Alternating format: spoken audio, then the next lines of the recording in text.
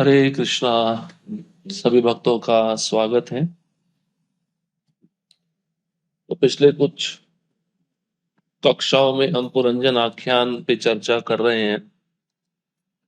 पिछले सत्र में हमने सुना किस प्रकार से पुरंजन और पुरंजनी के बीच में आकर्षण पैदा हुआ। दोनों एक दूसरे का क्या कर रहे हैं? स्तुति कर रहे हैं। अब दोनों एक दूसरे के साथ मिलकर अपना घर बसाना चाहते हैं और वो घर एक शरीर के रूप में उनको मिला है। 100 वर्ष तक रहकर उसमें अपनी योजना बनाकर संसार के जितने विषय उसको भोगना चाहते हैं। हम्म?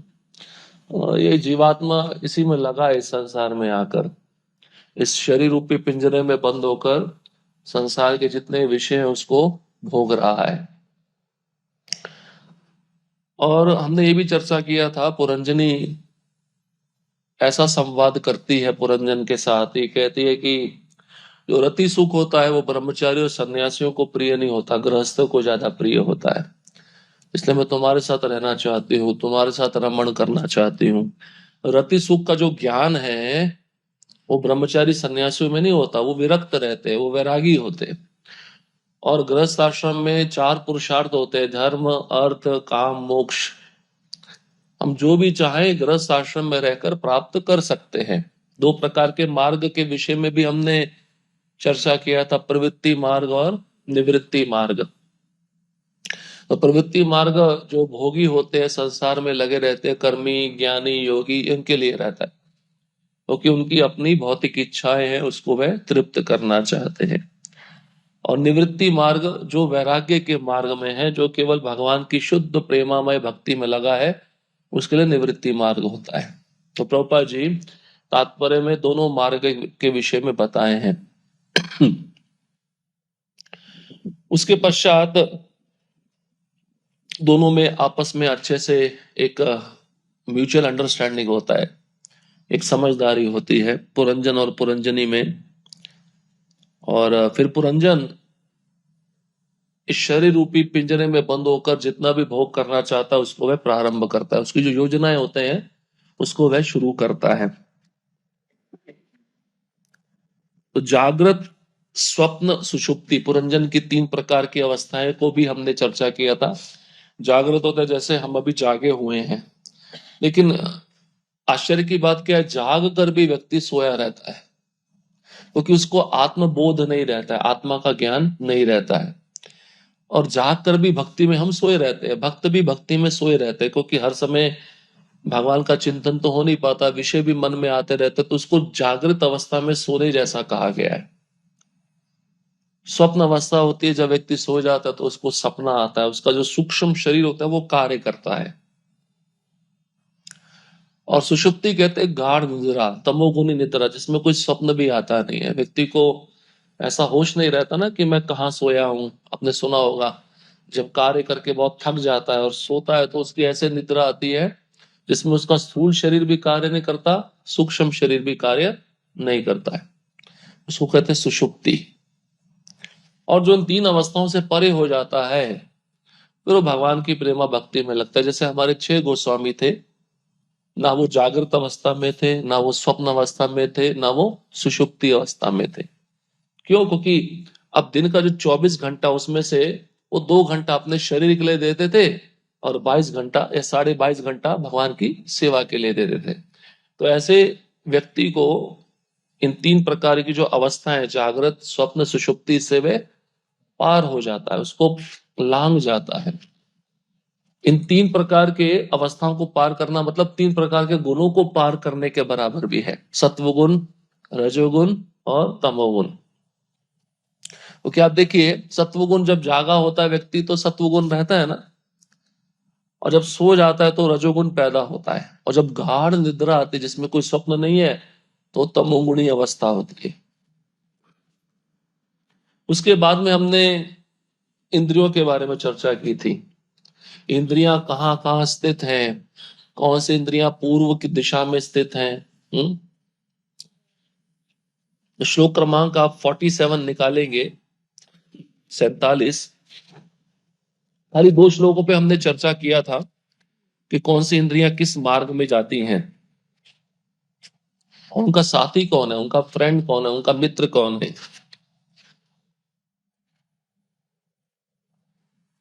इसमें बताते हैं खद्योता और आविर्मुखी नाम के दो द्वार पूर्व की ओर स्थित हैं। ये किसके विषय में बताया जा रहा है?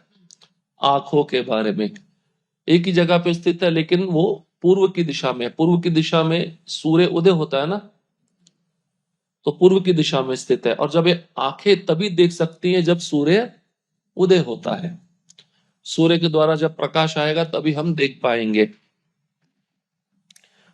और ये दोनों इंद्रियां खद्योता और आविर्मुखी, ये दो द्वार एक ही स्थान पर बनाए गए हैं। इन दोनों द्वारों से राजा विभ्राजित नामक नगरी में अपने मित्र द्युमान के साथ जाता है। द्युमान मतलब सूर्य। और विभ्राजित नगरी कौन है? विभ्राजित नगरी का तुलना किससे किया गया है? विभ्राजित नगरी मतलब देखना, देखना। ऐसे सौरभ होता है सुगंध, सौरभ नगर को जाता है ना, नासिका के बारे में भी चर्चा किया था। फिर उसके अगले श्लोक में नलिनी और नालिनी, ये दो इंद्रियों के बारे में और बताया गया है। ये दोनों कौन सी इंद्रियां हैं? नासिका। ये भी पूर्व में स्थित है, ये भी एक ही स्थान पे बनाए गए हैं। और राजा, राजा कौन? वो जीवात्मा पुरंजन अपने इन दोनों द्वारों के साथ अपने मित्र अवधूत के साथ सौरभ नगर में जाता है। सौरभ नगर मतलब सुगंध। और यहाँ पे अवधूत का अर्थ है वायु, जो विचरण करती है। अवधूत कहते हैं जैसे ऐसे भक्त होते हैं जिनको इस संसार से कुछ भी लेना देना नहीं होता है, जो अवधूत स्थिति में रहते हैं, विरक्त रहते हैं। उसका दूसरा शब्द है अकिंचन। तो अवधूत कहते हैं वायु को, जो वायु बिना रोक टोक विचरण करती है ना। वायु बिना रोक टोक विचरण करती है ना, उसको कोई रोक सकता है? ऐसे शुद्ध भक्त सन्यासी को भी कोई रोक नहीं सकता है। वो बिना रोक टोक विचरण करता है। जैसे नारद मुनि, वो अवधूत है, उनको कोई रोक नहीं सकता है, वो पूरे ब्रह्मांड में विचरण कर सकते हैं। ये दो श्लोकों पे हमने चर्चा किया था। अब अगला श्लोक पे आते हैं, श्लोक क्रमांक 49। मुख्यानां पुरस्तादत् वास्तयापन बहुधनो विषयो याति पुरराडस सज्ञा विप्रान विन्विता। पूर्व दिशा में स्थित पांचवें द्वार का नाम मुख्य अर्थात मुख्य था। इस द्वार से वह रसज्ञ तथा विपण नामक दो मित्रों के साथ बहुदन तथा आपन नामक दो स्थानों को जाता था। अब कौन सी इंद्रिया की चर्चा है यहाँ पे? मुख, जीवा, उसका चर्चा कर रहे हैं। प्रभुपाद जी तात्पर्य में कहते हैं यहां पर मुख को मुख्य अर्थात सबसे महत्वपूर्ण द्वार बतलाया गया है। वैसे सभी इंद्रियां महत्वपूर्ण है लेकिन उसमें भी मुख्य कौन सा है? जीवा, मुख।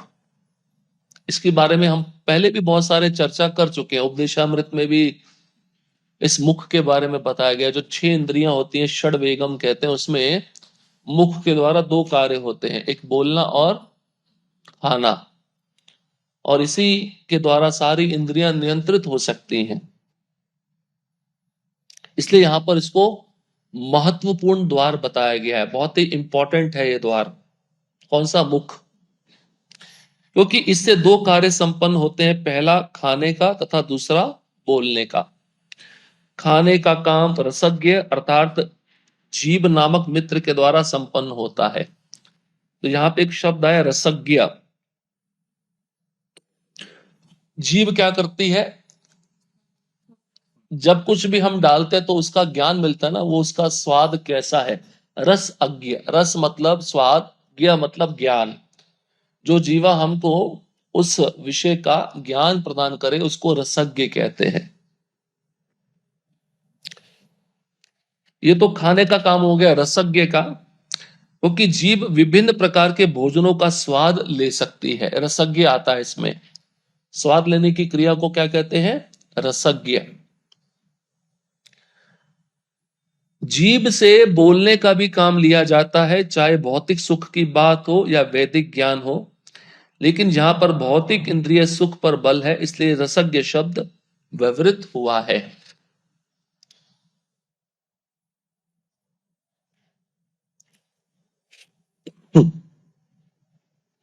ये भी पूर्व दिशा में स्थित है क्योंकि आगे की तरफ है। 5 द्वार, 5 इंद्रियां आगे की तरफ है, इसको पूर्व दिशा में स्थित कहा गया है। भक्ति विनोद ठाकुर कहते हैं, जो इस जीवा को प्रसाद के द्वारा और नियमित रूप से प्रसाद आहार लेने पर और भगवान कृष्ण के बारे में बोलने पर, जब ऐसे 2 कार्य वो अपनी जीवा को लगाता है तो वह सारी इंद्रियों पे नियंत्रण कर सकता है। जीवा सबसे ज्यादा मुख्य है। जीवा क्यों मुख्य है? क्योंकि जैसा हम आहार खाते हैं वैसे हमारे विचार बनते हैं, इसलिए खाते समय भी हमें कृष्ण चेतना में उस आहार को ग्रहण करना चाहिए।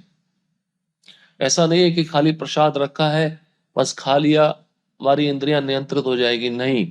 इसलिए आप देखिए, बहुत सारे आचार्यगण प्रसाद लेते समय या तो भगवान का लेक्चर सुनते हैं, भगवान के विषय में सुनते हैं, या अपने जो सेवक होते हैं उनको बोलते हैं आप कुछ पढ़ो, कृष्णा बुक पढ़ो, भगवत गीता पढ़ो। सुनना, खाते समय भगवान का श्रवण बहुत जरूरी है। इसलिए कई मंदिरों में प्रभुपाद लीलामृत पढ़ी जाती है। जुहू मंदिर में आज भी बहुत लंबे समय से एक प्रक्रिया है, जब भी प्रसाद लेने के लिए सारे भक्त बैठते हैं तो एक भक्त प्रभुपाद लीलामृत पढ़ता है माइक में। अब वो तो अपना कार्य निभा रहा है, लेकिन जो खाने वाला है, अब खाने में मस्त है, वो नहीं सुन रहा है, तो प्रसाद खा के भी वो प्रसाद नहीं खा रहा है, क्योंकि उसकी चेतना में बदलाव नहीं आएगा। इसलिए खाते समय सुनना भी जरूरी है, लेकिन क्या सुनना है? भगवान के विषय में सुनना है, तभी हमारी चेतना में सुधार होता है।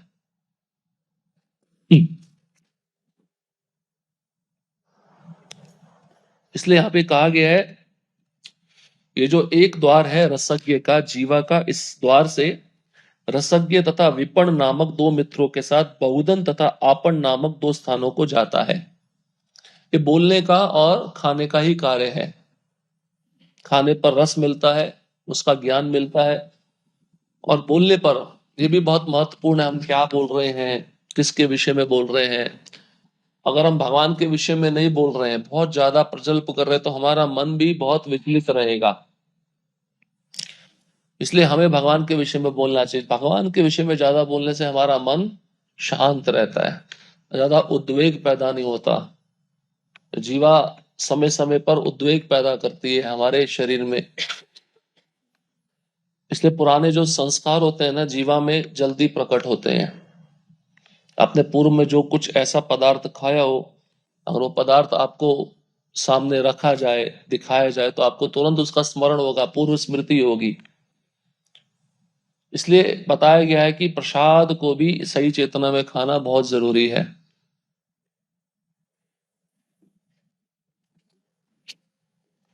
श्लोक क्रमांक 50। पितृहु नृपपुर्या द्वादक्षिणेन पुरंजना राष्ट्रम दक्षिण पंचालम याति श्रुतधरान्विता। अब दक्षिण द्वार पे आ रहे हैं, कान के विषय में आ रहे हैं, जहां पे बताया गया एक कान दक्षिण में है। उस दक्षिणी द्वार का नाम बता रहे हैं। जो कान दक्षिण द्वार में स्थित है उसका नाम पितृहु है। नगर के दक्षिणी द्वार का नाम पितृहु था, जिससे होकर राजा पुरंजन अपने मित्र श्रुतधर के साथ दक्षिण पंचाल नामक नगर देखने जाया करता था। इसलिए कान से जो हम शब्द सुनते हैं, उस शब्दों के द्वारा हम उस चित्र को भी देख सकते हैं, है या नहीं है? इसलिए हमारे परंपरा में कहते हैं कानों के द्वारा देखना, आंखों के द्वारा देखना नहीं है, कानों के द्वारा देखना। इसलिए जो शब्द ध्वनि आप सुन रहे हो, उसी शब्द ध्वनि से आगे रूप, चित्रण, ये सब पैदा होता है। तात्पर्य, दाहिना कान कर्मकांडीय अर्थात सकाम कर्मों के लिए प्रयुक्त होता है। दाहिना मतलब उल्टा, लेफ्ट है, लेफ्ट ईयर आपका, ये कर्मकांड में ज्यादा प्रयोग होता है, कर्मकांड की विधियों में ज्यादा इसका प्रयोग होता है। जब तक मनुष्य भौतिक सुख उपभोग से जुड़ा रहता है वह अपने दाहिने कान से सुनता है।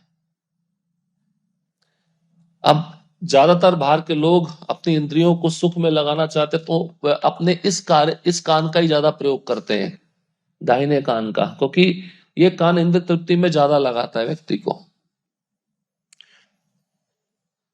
और अपनी पंचेंद्रियों का उपयोग पितृलोक जाने जैसे उच्चतर लोक जाने के लिए करता है। तो ये जो दाहिना कान है ये उच्चतर लोक में आपको ले जाएगा, स्वर्गलोक भी लेके जा सकता है और पितृलोक भी लेके जा सकता है। इसलिए दाहिने कान को यह पितृहु द्वार कहा गया है। याद रखिए, दाहिना कान मतलब उसका नाम पितृहु है, और वो उच्च लोकों में लेके जाएगा, वैकुंठ में नहीं लेके जाएगा आपको। तो क्योंकि वो कान से आप कर्मकांडी विधि को ज्यादा सुन सकते हो। तो कर्मकांडी विधि क्या होता है? स्वर्ग जाना या उच्च लोकों में जाना, देवता जहां पे रहते हैं, और सुख उपभोग व्यतीत करना। उसके बाद में जब आपका पुण्य नष्ट होता तो पुनः पृथ्वी पे आ जाना। हम्म तो ये दक्षिण दिशा में जो कान है उसका वर्णन किया गया है। अब उत्तर दिशा में एक और द्वार है, उत्तर, जो सीधा कान कहलाता है, बायां कान कहलाता है, उससे ही दीक्षा प्राप्त की जाती है। महामंत्र हो, गायत्री मंत्र हो, दीक्षा के समय गुरुजन आपको सीधे कान से सुनने को बोलेंगे, और ये कान से भगवान का भजन, भगवान का नाम, भगवान की कथा ज्यादा सुननी चाहिए। और ये कान हमको वैकुंठ लोक लेके जा सकता है, जिसका प्रभुपाद जी यहाँ पे वर्णन अब करेंगे। देवहू नाम पुरयाद्वा उत्तरेण पुरंजना राष्ट्रमुत्तर पंचालम याति श्रुतधरान्विता। उत्तर दिशा में देवहू नामक द्वार था, जिससे होकर राजा पुरंजन अपने मित्र श्रुतधर के साथ उत्तर पांचाल नामक स्थान को जाया करता था। तात्पर्य, दोनों कान उत्तर तथा दक्षिण दिशा में स्थित हैं। तो 5 इंद्रियां पूर्व में स्थित है, एक कान दक्षिण दिशा में है और एक कान उत्तर दिशा में है। दक्षिण दिशा में स्थित कान अत्यंत प्रबल है और वह इंद्रिय भोग की बातें सुनने के लिए उत्सुक रहता है या नहीं है? ज्यादातर लोग इसी कान का प्रयोग करते हैं, इंद्रिय भोग चाहते हैं, तो ये कान ज्यादा प्रबल है, उल्टा कान। भगवान के विषय में अगर उनको सुनाना चाहेंगे भी, वो सुनना नहीं चाहते। किंतु उत्तर दिशा में स्थित कान गुरु से दीक्षा लेने तथा चिदाकाश पर व्योम जाने का काम आता है। जो सीधा कान है आपका, वो दीक्षा के समय कार्य करता है।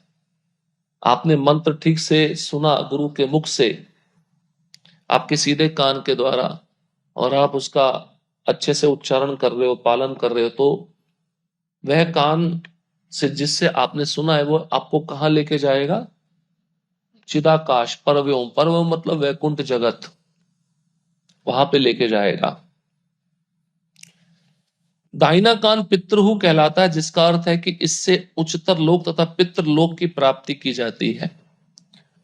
किंतु बायां कान जो देवहु कहलाता है, और भी अधिक उच्चतर लोकों जैसे महरलोक, तपोलोक तथा ब्रह्मलोक या इनसे भी ऊपर के लोकों को, जहां मनुष्य स्थायी रूप से स्थित होने की इच्छा रखता है, प्राप्त करने के काम आता है। तो ये बहुत ही महत्वपूर्ण बात है। प्रभुपाद जी कहते हैं आपके उल्टे कान के बारे में 2 लोक हैं, एक स्वर्ग लोक है और एक पितृलोक है, जो कर्म कांड के द्वारा इन 2 लोकों में पहुंचा जाता है। लेकिन आपका जो सीधा कान है, उससे आप सुनोगे तो उससे भी ऊंचे लोक हैं, महरलोक, जनलोक, तपलोक, सत्यलोक, और वैकुंठ भी जा सकते हैं। अब प्रश्न ये उठता है प्रभु जी कि वैकुंठ लोक में जो जाता है वो वापस नहीं आएगा, लेकिन इन लोकों में जाएगा वो तो वापस आएगा ना। लेकिन उसमें भी एक कंडीशन है, अगर आप कर्म कांडी विधि से ऊपर उठकर जनलोक, तपलोक, सत्यलोक में भी चले गए, लेकिन आप वहां पे जाकर भी अपनी भक्ति कर रहे हो गंभीरता पूर्वक, तो वहां से आप वैकुंठ लोक भेज दिए जाओगे। अगर वहां पे जाकर भी आपकी भक्ति नहीं हो रही, आप भक्त नहीं हो, आप कर्मकांडी विधि में ज्यादा लगे हो, तो फिर वहां से फिर नीचे आना पड़ेगा। लेकिन स्वर्गलोक में तो वही व्यक्ति जाएगा जो कर्म कांड किया है, क्योंकि उसकी इच्छा क्या है? नंदन कानन वन है, अप्सराएं हैं, सोमरस है, ये सब चाहिए। जो स्वर्गलोक में स्थिति है वही पितृलोक में भी वही स्थिति है, ज्यादा अंतर नहीं है। लेकिन ऊपर के लोकों में जो भक्त जाते हैं ज्यादा तपस्वी होते हैं, वो ज्यादा तपस्या को स्थान देते हैं, उनका भोग कम होता है, भोग ज्यादा रहेगा स्वर्गलोक से, लेकिन वो चाहते नहीं है, वो अपने तपस्या में लगे रहते हैं। ये स्वर्गलोक का ही प्रॉब्लम है। इसलिए क्या कहा जाता है कि आपकी चेतना कृष्ण में स्थिर होनी चाहिए। क्यों सदैव? क्यों? इसके पीछे कारण क्या है? क्योंकि जैसा आपका अंतिम विचार होगा वैसे ही लोक में आप चले जाओगे, या वैसे स्थान पे आप चले जाओगे, या वैसा रूप आपको प्राप्त हो जाएगा, वैसा शरीर मिलेगा। इसलिए भक्ति की विधि को गंभीरता पूर्वक लेना चाहिए। हाँ, भक्ति में जब भक्त के दोनों कान है वो भगवान की सेवा में लगे, दोनों कानों से वो भगवान का श्रवण कर रहा है, तो उसको कुछ चिंता करने की आवश्यकता नहीं है। जैसे पृथु महाराज क्या कहते हैं कि मुझे 10,000 कान चाहिए जिससे मैं भगवान की कथा सुनूं। लेकिन जीवात्मा जब इस संसार में इन इंद्रियों को लेके आता है, इंद्रियां कैसे कार्य कर रही हैं उसके विषय में बताया जा रहा है। ये भक्ति से बिल्कुल डिफरेंट है।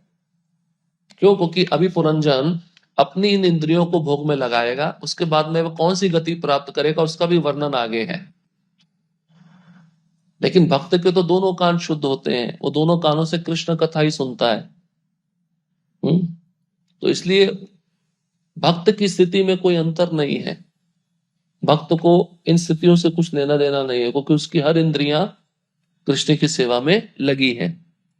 अब भगवत गीता का प्रसिद्ध श्लोक आता है, भगवान ने भी स्पष्ट कहा है, जो जिसकी पूजा करता है वह उसी के पास जाता है। यान्ति देवव्रता देवान पितृन यान्ति पितृव्रता भूतानि यान्ति भूतेज्य यान्ति मद्याजिनो अभिमा। भगवान कहते हैं जो देवताओं की पूजा करता है वो देवताओं के पास जाएगा, ठीक है। जो भूत प्रेतों की पूजा करता है वो भूत प्रेत के लोक में जाएगा, और जो पितरों की पूजा करता है वो पितृ लोक जाएगा, और जो मेरी पूजा करता है वो मेरे पास आएगा। जो लोग इस जन्म में तथा अगले जन्म में सुखी रहना चाहते हैं वे पितृलोक जाना चाहते हैं। अधिकतर स्थिति यही है ना इस भौतिक जगत में, स्वर्गलोक नहीं तो पितृलोक। ऐसे लोग वैदिक आदेशों को दाएं कान से सुनते हैं, मतलब उल्टे कान से। क्यों? क्योंकि वो पितृलोक जाना चाहते हैं, वहां पे सुख प्राप्त करना चाहते हैं। किंतु जो तपोलोक, तपोलोक आप शब्द से ही समझ जाएंगे, तपो मतलब क्या? तपस्या। क्योंकि इन उच्च लोकों में ऋषि मुनि रहते हैं, वो अपने जीवन को भोग में ज्यादा नहीं लगाते। अब ब्रह्मलोक में स्वयं ब्रह्मा जी रहते हैं, वो तो आचार्य हैं, वहां पे भी तो जो स्टैंडर्ड है, जो स्तर है सुख सुविधाओं का, कितना उच्च स्तरीय होगा। लेकिन फिर भी वहां के जो लोग होते हैं वो भक्त होते हैं, वो अपने जीवन को भोग में अधिक नहीं लगाते। वैकुंठ लोक या कृष्ण लोक जाना चाहते हैं, उन्हें ऐसे लोकों में पहुंचने के लिए गुरु से दीक्षा लेनी होनी होती है। तो जो उच्च लोकों में जाना चाहता है तो उसको एक परंपरागत गुरु से दीक्षा लेनी चाहिए। अब कितने द्वार हमने कंप्लीट कर लिए? किसने बोला 9? आपने बोला 9। 7 द्वार हो गए, 2 द्वार बचे हैं, वो नरक के द्वार बताएंगे अभी। कौन से 2 द्वार बचे हैं? गुदा और लिंग, जहां से मलमूत्र विसर्जित किया जाता है, ये नरक के द्वार हैं। और ये पश्चिम दिशा में रहते हैं दोनों। इसलिए क्या कहते हैं, पाश्चात्य देश तारिणे। जितना भी ये वेस्ट कंट्री है, अमेरिका कनाडा, ये सब नरक नरक का स्थान है, क्योंकि भोग विलास ज्यादा है, इंद्रिय तृप्ति ज्यादा है, इसलिए इसको पाश्चात्य जगत बोलते हैं। इसलिए प्रभुपाद जी पाश्चात्य जगत में जाके इन मलेच्छों को भक्ति प्रदान किए जिससे इनका उद्धार हो सके। और मरते समय अगर आपको जानना है व्यक्ति कहाँ गया, तो जब मलमूत्र त्यागा जाता है मरते समय तो यमदूतों को देखता है और वो उसी द्वार से बाहर निकलता है और सीधा नरक में उसको ले जाया जाता है। जो योगी होते हैं उनका प्राण अपनी इच्छा के अनुसार ब्रह्मरंध्र से निकलता है, यहाँ पे कोई हड्डी नहीं है। वो कुंडलिनी क्रिया होती है ना, श्वास को ऊपर उठाकर 6 कुंडलियों से ले जाकर यहाँ पे स्थित करता है, जो विधि संभव नहीं है। भगवान ने गीता में 6वें अध्याय में इसका विस्तार पूर्वक वर्णन किया है। और फिर उसकी इच्छा जहां होती है वो, अगर वो उस समय भगवान का स्मरण कर रहे तो वो वैकुंठ लोक भी जा सकता है। इतनी शक्ति है योग की प्रक्रिया में, अपनी इच्छा के अनुसार वह किसी भी लोक में जा सकता है। अब भक्त के लिए कंडीशन नहीं है पॉसिबल, लेकिन भक्तों को ऐसा चिंतन नहीं करना चाहिए कि मेरा प्राण यहां से नहीं निकलेगा तो मैं वैकुंठ नहीं जा पाऊंगा। पापा जी कहते हैं उसको कोई चिंता नहीं करनी चाहिए। वो जिस काल में मरे, शुक्ल पक्ष हो या कृष्ण पक्ष हो, उत्तरायण हो या दक्षिणायन हो, प्रकाश का मार्ग हो या अंधकार का मार्ग हो, पितरों का मार्ग हो, उसको कुछ लेना देना नहीं है। वो जिस स्थिति में शरीर छोड़ता है वो मेरे धाम में आता है। भक्त के ऊपर ये सब कंडीशन लागू नहीं होता है। इसलिए अब जो बचे हुए 2 द्वार हैं, प्राण जब यहां से जाता है तो निश्चित वो नरक में जाएगा।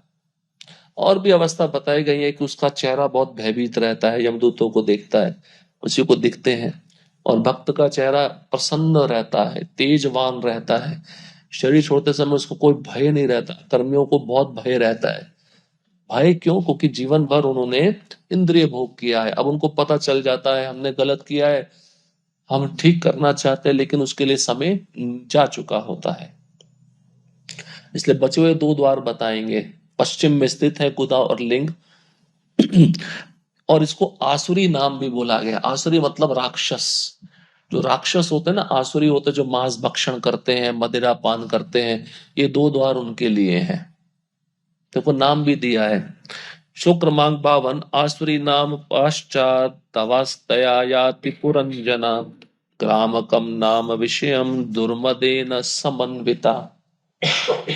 पश्चिम दिशा में आसुरी नामक एक द्वार था जिससे होकर राजा पुरंजन अपने मित्र द्रुमद के साथ क्रामक नाम की नगरी को जाया करता था। तात्पर्य, नगरी की पश्चिमी दिशा में आसुरी नाम का द्वार था। सुर और असुर जानते हैं ना, सुर मतलब देवता या भक्त, असुर मतलब जो देवता भी नहीं है भक्त भी नहीं है, उनका आचरण कैसा है? राक्षसी है। भगवान बहुत विस्तार पूर्वक भगवत गीता में 16वां अध्याय दैवी तथा आसुरी स्वभाव, उसमें पढ़ लीजिए।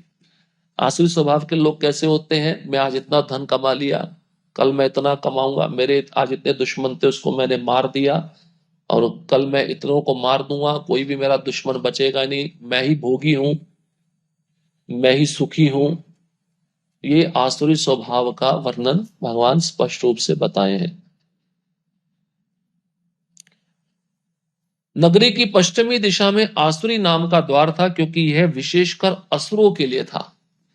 अब इससे क्या सिद्ध होता है कि आजकल के लोग जितने भी हैं वो असुरी हैं, क्योंकि उन्होंने अपनी इंद्रियों को विषयों में लगा रखा है, भोग में लगा रखा है। तो असुरी है ना, क्योंकि भगवान को भूले हुए हैं। पहले के जमाने में असुर थोड़े विकराल दिखते थे, अजीब से दिखते थे, लेकिन वो भी भगवान को भूले गए थे। अभी क्या है, थोड़ा वेशभूषा चेंज कर दिया है, दिखने में मनुष्य है लेकिन उसका आचरण कैसा है? आसुरी है। इसलिए उसको आसुरी नाम बताया गया, आसुरी द्वार है। इसलिए भगवान भी गीता में एक श्लोक में कहते हैं जो सत्व गुण में होता है वो ऊंचे लोकों में जाता है, जो रजोगुण में होता है वो इसी पृथ्वी पे रहता है, और जो तमोगुण में होता है वो नरक में जाता है। या तो ऐसा व्यक्ति पशु योनि में जाएगा, पशु पक्षी कीट पतंग, नहीं तो यमलोक में जाके यातना सहन करेगा, उसको नरकों में रखा जाएगा। असुर शब्द उनके लिए प्रयुक्त होता है जो इंद्र तृप्ति में, विशेषकर काम वासना की तृप्ति में लगे रहते हैं, क्योंकि वह विषय जीवन के प्रति अत्यधिक आसक्त होते हैं। पापा जी क्या कह रहे हैं? काम वासना, काम वासना अब बहुत सारे विषयों से संबंधित हो सकती है, स्त्री पुरुष का संबंध ही नहीं। धन के प्रति वासना भी काम वासना है। हाँ, किसी को ज्यादा खाने की बहुत इच्छा रहती, लालसा रहती है, वो रह नहीं सकता है, तो भी काम वासना है। इंद्रियों को भोगने की प्रबल इच्छा, इसी को काम वासना कहा गया है, और इंद्रियों के यहाँ पे वर्णन किया गया है। अब ज्यादा अच्छा अच्छा देखने की इच्छा है, उसको भी काम वासना बोला गया है, और वो भगवान से संबंधित नहीं है अगर वो विषय। तो ऐसे लोग इस काम वासना में अत्यधिक आसक्त रहते हैं। इस प्रकार पुरंजन जीव अपनी कामेंद्रियों से भरपूर भोग करता है, फलतः वह ग्रामक नामक स्थान को जाया करता है। भौतिक इंद्र तृप्ति ग्राम में भी कहलाती है, और वह स्थान जहां कामेच्छा तुष्ट की जाती ग्रामक कहलाता है। ग्रामक का अर्थ क्या है?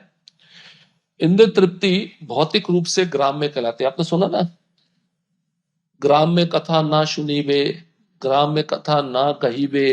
ग्राम में मतलब जो संसारी चर्चा है, जो संसार के भोगों से संबंधित है, उसको ग्राम में कहते हैं।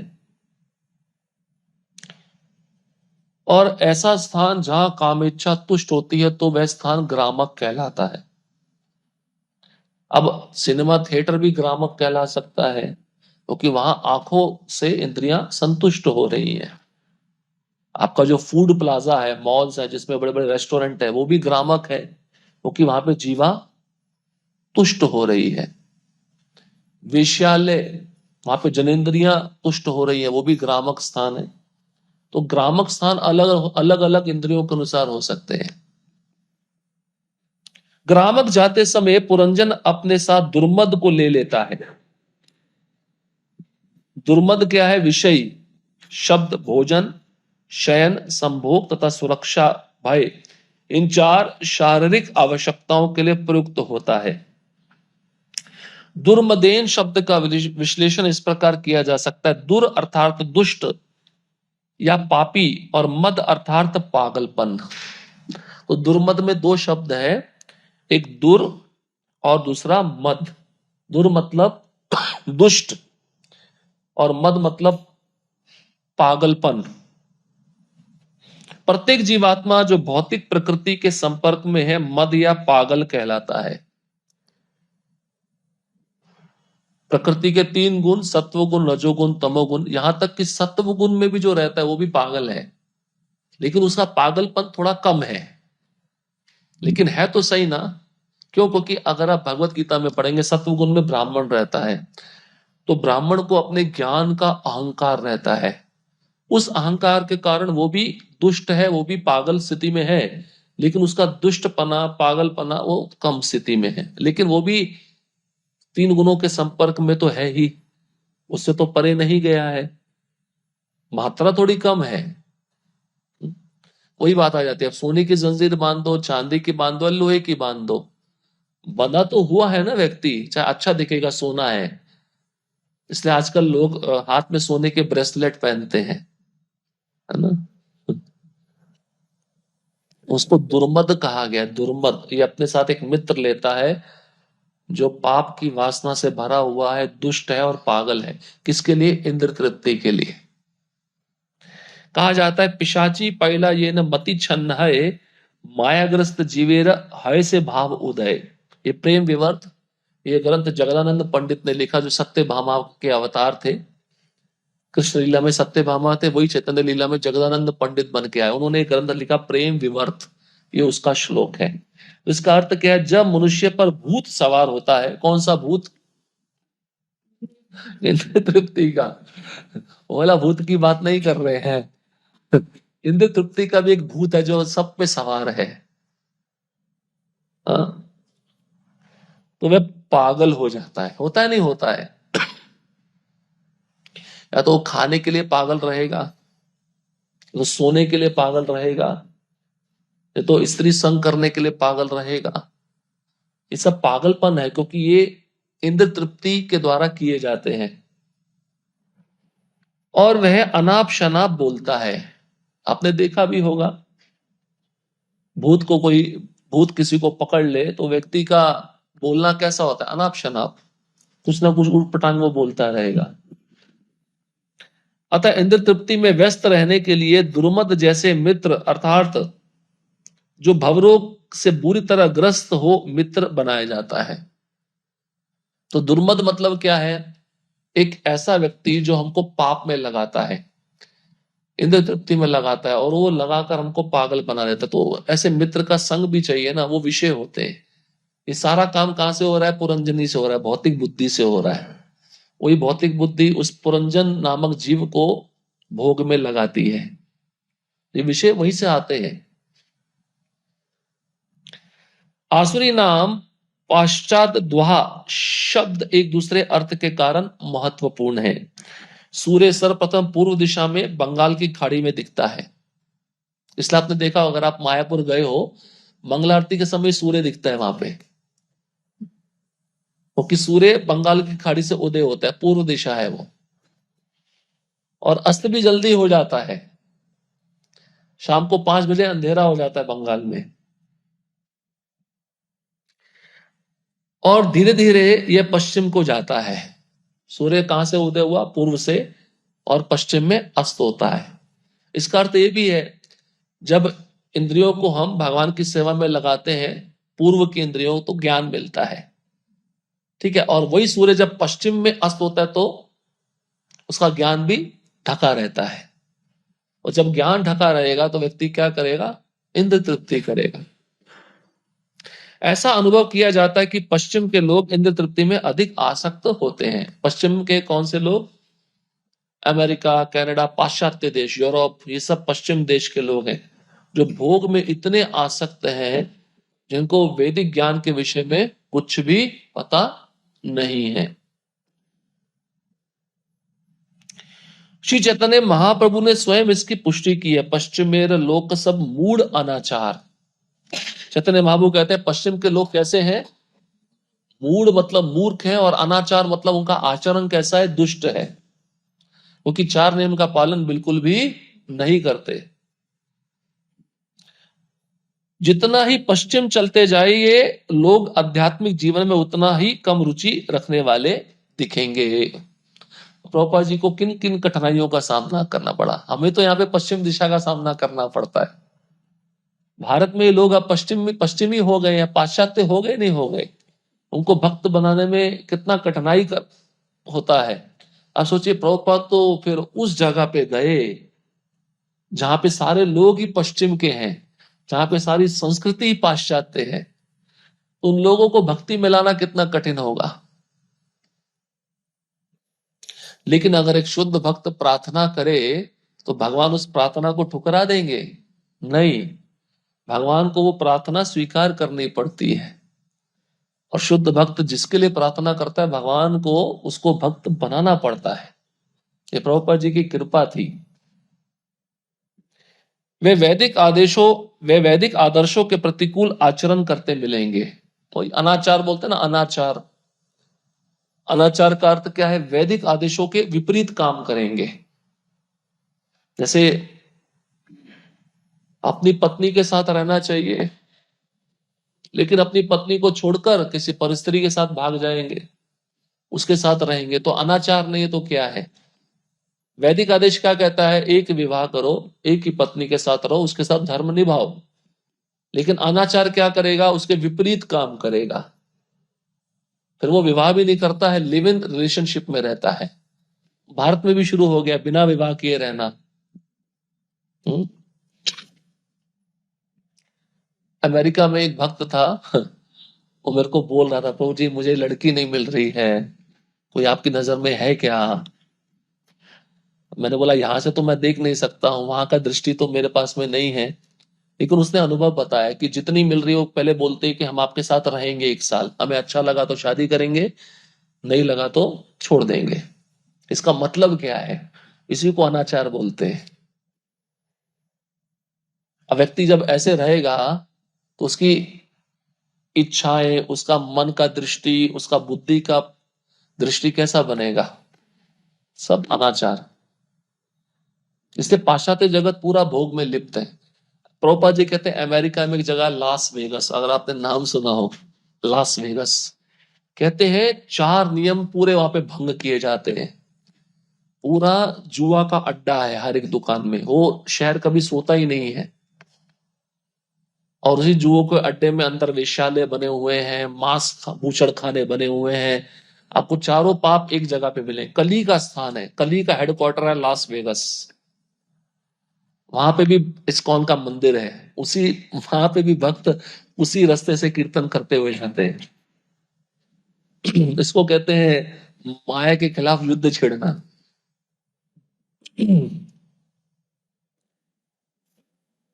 इसी भागवत में पुष्टि हुई है कि आसुरी नाम पाश्चात्य द्वाहा, दूसरे शब्दों में पश्चिमी देश के लोग आसुरी सभ्यता में अर्थात भौतिकतावादी जीवन में रुचि रखते हैं।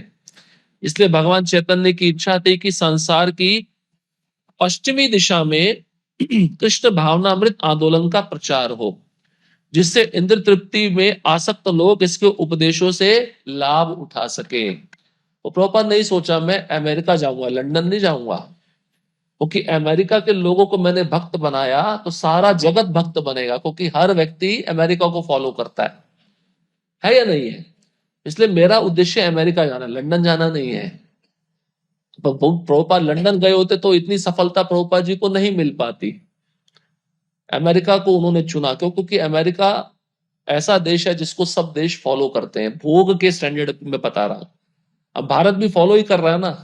भारत में बच्चे क्या बोलते हैं, हम विदेश में पढ़ने जाएंगे, स्टैनफोर्ड यूनिवर्सिटी, कैलिफोर्निया यूनिवर्सिटी, वहां पे पढ़ने जाएंगे। उनको लगता है यहां से उच्चतर ज्ञान वहां पे मिलता है, जबकि वहां का ज्ञान कैसा है, पूरा भोग में पड़ा हुआ ज्ञान है। इसलिए पहले के जमाने में भारत में गुरुकुल होते थे। गुरुकुल में वैदिक शिक्षाएं दी जाती थी। गुरु उन शिष्यों को सेवा में लगाकर उनकी इंद्रियों को, मन को नियंत्रित करते थे। लेकिन अब वो सब गुरुकुल खत्म हो गए, इसलिए अब स्कूल खुल गए, कॉलेज खुल गए, तो प्रॉपर बोलते वो कसाई खाने हैं। उसमें शिक्षा क्या दी जा रही है? आत्मा से संबंधित तो कोई भी शिक्षा नहीं है, शरीर से संबंधित शिक्षाएं हैं। तो इसलिए प्रभुपाद जी कहते हैं स्लॉटर हाउस, बूचड़ खाने बोला है सीधा। स्कूल कॉलेज को बूचड़ खाना बोला है प्रभुपाद जी। आत्मा का हनन करने वाला स्थान है। तो ये पहला द्वार हो गया जो पश्चिम दिशा में है और आसुरी है। अब दूसरा द्वार है, वो भी पश्चिम दिशा में है, वो भी आसुरी है। श्लोक क्रमांक 53। नित्रती नाम पश्चाद द्वारस द्वास्तया याति पुरंजना, वैशसम नाम विषयम लुब्धकेन समन्विता। पश्चिम दिशा का दूसरा द्वार नितृति कहलाता है। पुरंजन इस द्वार से होकर अपने मित्र लुब्धक के साथ वैशस नामक स्थान को जाया करता है। तो पहला लिंग था, पहले वाला द्वार, एक गुदा है। इससे पहले वाले श्लोक में जो पश्चिम स्थान वाला द्वार है वो लिंग से संबंधित है, लिंग। और अब ये जो श्लोक में द्वार बताया जा रहा है गुदा से संबंधित है, जहां से मल जाता है। तात्पर्य ये संकेत गुदा के लिए है। गुदा को नाक, कान तथा आंख की पश्चिम दिशा में स्थित माना जाता है। सही है ना? ये जो आगे के द्वार है वो पूर्व में है, पूर्व के ठीक विपरीत पश्चिम है, तो ये गुदा उसके विपरीत दिशा में स्थित है। ये द्वार विशेष रूप से मृत्यु के लिए है। देखिए, वो भी मृत्यु के लिए, ये भी मृत्यु के लिए, दोनों है। लेकिन इसको ज्यादा बल देते हैं, क्योंकि जब यहां से कोई व्यक्ति जाता है तो वो मल त्याग देता है। जब कोई साधारण जीवात्मा शरीर को त्यागता है, देखिए वही बात आ गई, तो वह गुदा से होकर निकलता है। साधारण मतलब जो भक्त नहीं है। अब आप सोचिए कि पृथ्वी पे मनुष्यों की जनसंख्या कितनी है और उसमें से कितने भक्त हैं और कितने नहीं है। जो नहीं है वो इसी द्वार से जाने वाले हैं मरते समय, शरीर छोड़ते समय। अतः ये पीड़ाजनक होता है। कैसे होता है? पाइल्स सुना है? पाइल्स, पाइल्स बीमारी सुनी है आपने? उससे भी 1000 गुना पीड़ा, पाइल्स के समय जो दर्द होता है उससे भी 1000 गुना पीड़ा जब आत्मा यहां से निकलता है उतनी पीड़ा होती है। क्यों? क्योंकि जीवन भर वो व्यक्ति अपने इंद्रियों को भोग में लगाया, और जब आत्मा यहां से निकलता है उसको बहुत पीड़ा होती है, बहुत वेदना होती है, जिसका वर्णन वो करने में सक्षम नहीं होता है, कोई उसकी बात भी सुनने को तैयार नहीं होता। अंतिम समय की बात होती है ये। जब कोई मल विसर्जन करता है तो भी पीड़ा होती है। जीव के साथ उसका मित्र लुब्धक अर्थात लालच भी इसी मार्ग से जाता है। लुब्धक मतलब लालच। इसलिए इसलिए भगवान कहते हैं तीन नरक के द्वार हैं, भगवत गीता में कहते हैं। कौन से? काम, क्रोध और लोभ। लोभ मतलब लालच। तीनों नरक के द्वार हैं। नरक का तीन द्वार है जिसपे लिखा हुआ है काम, क्रोध और लोभ। ये उसमें से ही दो स्थानों की चर्चा चल रही है। अब देखिए प्रभुपाद जी क्या लिखते हैं, लालच वश हम जरूरत से ज्यादा खाते हैं, फलतः मल त्याग के समय पीड़ा होती है। निष्कर्ष यह निकला कि यदि ठीक से मल त्याग हो तो मनुष्य चंगा अनुभव करता है। चंगा ये पंजाबी शब्द है, थोड़ा ट्रांसलेट करने वालों ने थोड़ा अपना मिश्रण किया, वो भक्त नहीं थे, कर्मी थे।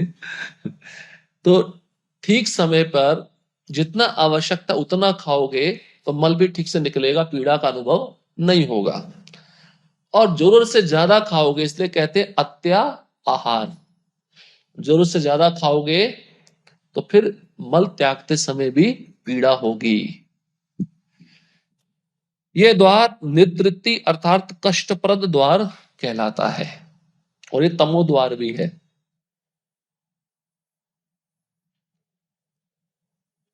तो पूरे इंद्रियां हो गई, सभी इंद्रियां कंप्लीट हो गई, 9 द्वार हो गए हैं। अब अगले श्लोक में आते हैं, श्लोक क्रमांक 54। अंधावमिषाम पौराणाम निर्वाक्य पेशस्कृता विभौ अक्षणवताम धीपतिस्ताभ्याम याति करोति च। इस नगरी के अनेक निवासियों में निर्वाक तथा पेशस्कृत नामक दो व्यक्ति थे। यद्यपि राजा पुरंजन आंख वाले व्यक्तियों का शासक था, किंतु वह इन दोनों अंधों के साथ रहता था। वह उनके साथ जहां तहां जाता था और नानाविध कार्य किया करता था। अभी यहां पर देखिए इस श्लोक में और अगले श्लोक में और भी ये जो शरीर रूपी नगरी है और भी इसमें कौन कौन से जीव रहते हैं उसका वर्णन किया जा रहा है। तो यहाँ पर दो जीव और आ गए हैं नए। प्रभुपाद जी तात्पर्य में लिखते हैं यहाँ पे हाथ और पांव के बारे में बताया जा रहा है। ये भी इस नगरी में रहते हैं। आपकी इच्छा होगी तो आपको सिनेमा थिएटर लेके जाएंगे पांव, आपकी इच्छा होगी तो आपको गुलाब जामुन बोलेंगे खा लें, है ना। ये भी दोनों काम करते हैं, ये भी सहायक है नरक ले जाने के लिए। तो इसको भी नारद मुनि छोड़ नहीं रहे हैं, इसके विषय में भी बता रहे हैं। और दूसरे भी जीव है जो इस शरीर में रहते हैं, शरीर रूपी नगरी में रहते हैं। सुनो, तो यहाँ पर कहते हैं यहाँ पर जीव के हाथों तथा पांव की ओर संकेत है। दोनों पांव बोलते नहीं और अंधे होते हैं। चलने का काम करते हैं ना, बोल नहीं सकते हैं, लेकिन अंधे हैं। उन दोनों पांव की आंखें नहीं है। यदि कोई चलने के लिए अपने पांव पर ही आश्रित रहे तो वह उसे किसी गड्ढे में गिरा सकते हैं या किसी से टक्कर करा सकते हैं। इस प्रकार अंधे पांव द्वारा मार्गदर्शन किए जाने पर मनुष्य का जीवन संकटग्रस्त हो सकता है। पांव अंधे होने का मतलब क्या है इधर?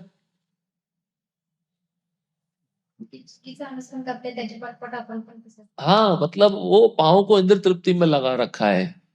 बुद्धि ने सारी इंद्रियों को भौतिक भोग में लगा रखा है, तो वो भौतिक बुद्धि बोलेगी पांव को तू इंद्र तृप्ति के लिए इधर चल। इसका मतलब होता है वो पांव अंधे हैं, वो देख नहीं सकते। आध्यात्मिक ज्ञान होता तो देख सकते थे ना कि मुझे मंदिर जाना है, मुझे हरे कृष्णा उत्सव में जाना है, मुझे वृंदावन जाना है। तो उन पांव की आंखें होती है जिनका आध्यात्मिक ज्ञान होता है। लेकिन जिन पांव की आंखें नहीं है, जो भौतिक भोग में लगे हैं, तो ऐसे पांव कहां लेके जाएंगे? गड्ढे में गिराएंगे। और जब गड्ढे में व्यक्ति गिरता है तो जीवन कैसा हो जाता है? संकटग्रस्त हो जाता है। इसलिए भौतिक लोगों के पांव कैसे हैं? अंधे हैं। लेकिन हमारे पांव को आंखें मिली हैं, लेकिन कभी कभार वो आंखें बंद हो जाती है। मंगल आरती नहीं आने का, आराम से सो जाने का, है ना। हाँ ठंडी बहुत है, थोड़ा सा कंबल लेके आराम करते हैं, इसका मतलब वो पांव भी अंधे हो गए, उनका आध्यात्मिक ज्ञान नष्ट हो गया।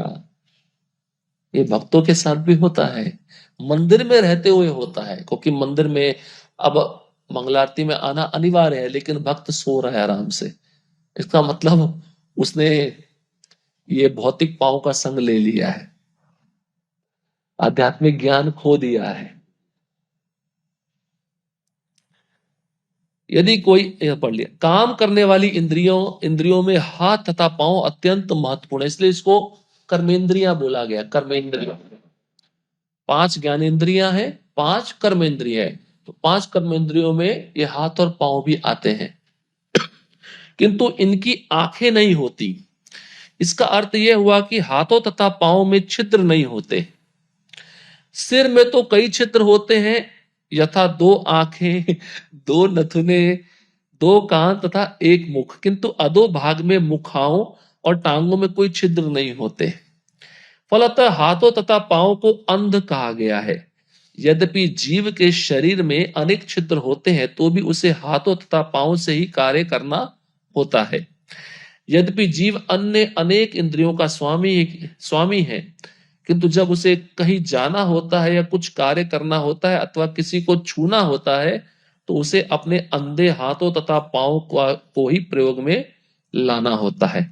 इसलिए देखिए यहाँ पे अनुवाद में ही बताया है, अंधो, अंधो मतलब दो है, अंधा है, एक कौन है, हाथ और पांव अंधे हैं। ये भी निवासी हैं, पौराणाम मतलब निवासी हैं, इस शरीर रूपी नगरी में रहने वाले इनहेबिटेंट्स हैं, निवासी हैं, हाथ और पांव, लेकिन अंधे हैं। और इनके लिए कौन सी नगरी है, पेशस्कृत और निर्वाक, ये दो नामक व्यक्ति हाथ और पांव के साथ चलते हैं।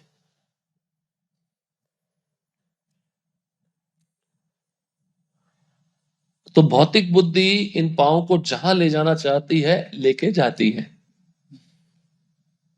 भौतिक बुद्धि इन हाथों से जो काम करवाना है वो करवाती है। इसलिए यहाँ पे भौतिक बुद्धि का ही चर्चा है। भौतिक बुद्धि मतलब पुरंजनी। आप देखना आगे, भौतिक बुद्धि जो बोलेगी जीव वही करेगा। आगे आने वाला श्लोक, पुरंजनी खाएगी तो पुरंजन भी खाएगा, पुरंजनी सोएगी तो पुरंजन भी सोएगा, ये सब आगे आने वाला है। तो भौतिक बुद्धि खतरनाक है, जो हमको इस संसार संसार रूपी कुएं में गिरा देती है। अभी श्लोक क्रमांक 55 में और भी जीवात्माएं हैं, और भी निवासी हैं जो शरीर में रहते हैं, उनका भी वर्णन हो रहा है। वर्णन अभी समाप्त नहीं हुआ है। कितना सुंदर स्टोरी बता रहे नारद मुनि डिटेल में। श्लोक क्रमांक 55, सा हरियंत पुरगतो विशुचीन समन्विता मोहम प्रसादम हर्षम वा याति जायात्म जदोद्भवम। कभी कभी वह अपने एक मुख्य दास मन, इसको मुख्य दास बोला गया, मन विशुचीन के साथ अपने अंतःपुर जाया करता था। उस समय उसकी पत्नी तथा पुत्रों से मोह, संतोष तथा हर्ष उत्पन्न होते थे। तो पुरंजन कभी कभी अंतःपुर कहते हैं महल के आंतरिक भाग को, जहां पर पत्नी बच्चे रहते हैं। तो कभी कभी पुरंजन, ये जीव रूपी पुरंजन अपने शरीर के अंतःपुर में जाया करता था, जहां पे इसकी पत्नी पुरंजनी बच्चे रहते थे, उनका संग प्राप्त करके कभी ये संतोष प्राप्त करता था, कभी हर्ष का अनुभव करता था, कभी शोक का अनुभव करता था। ये भी तो शरीर में रहने वाले निवासी है ना। आपको कभी अच्छा लगता है, कभी बुरा लगता है, हर्ष शोक, ये भी शरीर के निवासी हैं जो हमारे साथ में रहते हैं। इसको दूसरे संकल्प में भावनाएं कह सकते हैं, भावनाएं, इमोशन बोलते हैं ना, इमोशन, वो बोल सकते हैं। तात्पर्य, वैदिक मत के अनुसार आत्मा तो हृदय के भीतर स्थित है। आत्मा कहाँ रहता है, हृदय के अंदर। अब ये पता हो गया ना, क्योंकि अजामिल के उपाख्यान में जब यमदूत आए उसके गले में रस्सी डालकर उसके सूक्ष्म शरीर को खींच रहे थे, अंदर से उसका आत्मा और सूक्ष्म शरीर को बाहर निकाल रहे थे। तो आत्मा का रहता है हृदय के अंदर रहता है, और हृदय के अंदर आत्मा से भी सूक्ष्म कौन है? परमात्मा है, वो भी वहीं पे रहता है, पास में ही रहता है। जैसा कि वैदिक भाषा में कहा गया है, हद्दे आत्मा प्रतिष्ठिता, आत्मा तो अपने अंतःकरण में है, किंतु भौतिक अवस्था में आत्मा भौतिक गुणों सतो रजो तथा तमो गुणों से ढका रहता है। ये भौतिक अवस्था की बात है। आत्मा किसी में लिप्त नहीं होता, किसी गुणों से प्रभावित नहीं होता, लेकिन जब आत्मा इस भौतिक शरीर को स्वीकार करता है और अपनी पहचान देहात्म बुद्धि से करता है, तब वो आत्मा तीन गुणों में लिप्त हो जाता है, तीन गुणों का संग प्राप्त करता है। जैसे जल शुद्ध है, उसमें कुछ भी मिलावट नहीं, लेकिन जब आप उसमें एक ड्रॉप रंग डाल दोगे तो मिलावट हो जाएगा ना। ये मिलावट क्या है? शरीर है, ये मोह रूपी शरीर है जिसको हमने स्वीकार किया है। आत्मा शुद्ध है, लेकिन इस मिलावट रूपी शरीर को लोग है जो सत्व गुण रजोगुण तमोगुण से बना हुआ है, तो आत्मा अपनी पहचान उस शरीर के साथ करने लगता है। तभी तो सुख दुख का अनुभव होता है ना। चोट लग गई, हाय दर्द हो रहा है, आत्मा को दर्द नहीं होता है, उस शरीर को हो रहा है। क्यों? क्योंकि आत्मा ने अपनी पहचान किससे बनाई? शरीर से बना ली, इसलिए वो देहात्म बुद्धि में पड़ा रहता है। और हृदय के भीतर ये तीनों गुण क्रिया करते हैं। उदाहरणार्थ, सतो गुण में रहने पर प्रसन्नता का अनुभव होता है, रजोगुण होने पर भौतिक सुख के कारण संतोष मिलता है, और तमोगुण के कारण मोह उत्पन्न होता है। ये सारे कार्य मन के हैं और ये सोचने, अनुभव करने तथा इच्छा के द्वारा क्रियाशील होते हैं। अब जो इमोशंस आते हैं, भाव आते हैं, वो भी मन के कारण है। यहाँ पे बताया गया है, मन के कार्य क्या है? सोचना, अनुभव करना और क्रियाशील होना। इसको इंग्लिश में कहते हैं थिंकिंग, फीलिंग, विलिंग। अब मन जब जोर देता है इन तीन चीजों पर, तब व्यक्ति उन भावों को महसूस करता है। कारण कौन है? मन। मुख्य द्वार कौन है? मन। यहां पे बताया गया मुख्य दास मन है। अब मूल अनुवाद के अंतिम पंक्ति में प्रभुपाद जी लिख रहे हैं, जब जीव अपनी पत्नी, संतान तथा घर से घिरा होता है और वह मानसिक धरातल पर कार्य करता है, कभी वह प्रसन्न रहता है तो कभी संतुष्ट, कभी असंतुष्ट रहता है तो कभी मोहग्रस्त हो जाता है। मानसिक धरातल समझते हैं? जब उस जीव की बुद्धि पूरी तरह भौतिक स्थिति में है, वो अपने परिवार का पालन पोषण कर रहा है, अपनी पत्नी बच्चों के साथ रह रहा है, उसको इतना पता है मैं कमा रहा हूं और जो कमाई है मैं अपने परिवार के पालन पोषण में लगाऊंगा, इसको कहते हैं मानसिक धरातल। तो कभी कभार क्या होता है, उसके जीवन में कुछ दुखद घटना होती है तो क्या होता है, उसको असंतोष होता है, दुख लगता है। कभी सुखद घटना होती है तो उसको संतोष लगता है। किसके कारण है? मन के कारण है, जो अंतःपुर में स्थित है। समाज, मित्रता तथा प्रेम से मोहग्रस्त होकर जीव सोचता है कि उसके तथाकथित समाज, मित्रता तथा प्रेम, राष्ट्रीयता, जाति इत्यादि उसे संरक्षण प्रदान करेंगे। तो भौतिक बुद्धि क्या सोचती है? जिस समाज में मैं रह रहा हूं, जिन मित्रों के साथ रह रहा हूं, जिन परिवार वालों के साथ रह रहा हूं, तो मुझे ये संरक्षण प्रदान करेंगे। संरक्षण मतलब सुरक्षा देंगे। ऐसा भौतिक बुद्धि सोचती है? नहीं सोचती है। भक्तों की नहीं सोचती होगी, लेकिन बाहर के जगत में तो लोग ऐसे ही सोचते हैं ना, मेरा परिवार ही सब कुछ है, जो भी तकलीफ आएगा मेरा परिवार मेरे को बचा लेगा। हाँ? उसे ये पता नहीं रहता कि मृत्यु के पश्चात वह प्रबल प्रकृति के हाथों में फेंक दिया जाएगा। प्रभुपाद के शब्द कितने कड़क हैं। प्रभुपाद जी कहते हैं उसको नहीं पता मरने के बाद उसको प्रकृति के हाथों में फेंक दिया जाएगा। जैसे लाश को फेंकते हैं ना, डेड बॉडी को, और डेड बॉडी किसकी हो कुछ लेना देना नहीं है, चाहे वो प्रधानमंत्री की हो किसी की भी हो, उनको म्युनिसिपालिटी वालों को कुछ लेना देना नहीं होता। कोरोना के समय कितने लोग मरे, उसमें उन्होंने देखा क्या है कौन है, उठा के फेंक रहे थे, जला रहे थे। ऐसे ही प्रकृति के हाथों हमें फेंक दिया जाएगा मरने के बाद, और प्रकृति डिसाइड करेगी अगला शरीर कौन सा दिया जाए इनको। वो हम डिसाइड नहीं कर सकते। जो उसे वर्तमान कार्य के अनुसार विशेष प्रकार का शरीर प्रदान करेगी। प्रकृति क्या करेगी, जब हमको प्रकृति के हाथों में फेंक दिया जाएगा तो प्रकृति क्या करेगी, वो देखेगी। उसके पास एक लैपटॉप रहता है प्रकृति के पास। इस इचल करंजी में जितने भी मनुष्य शरीरधारी है उनका डाटा है। वो एक एंटर मारेगी तो सबका रिकॉर्ड आ जाएगा।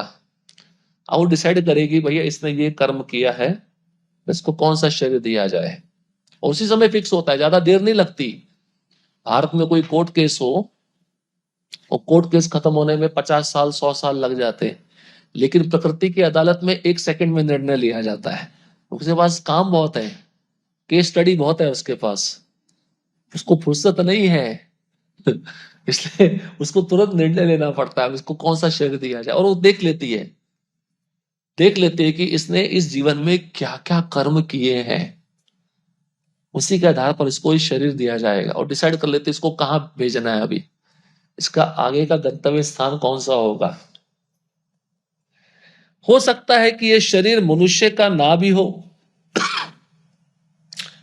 इस प्रकार समाज, स्त्री तथा मित्रता के मध्य जीव के सुरक्षित बने रहने का विचार मात्र मोह ही है।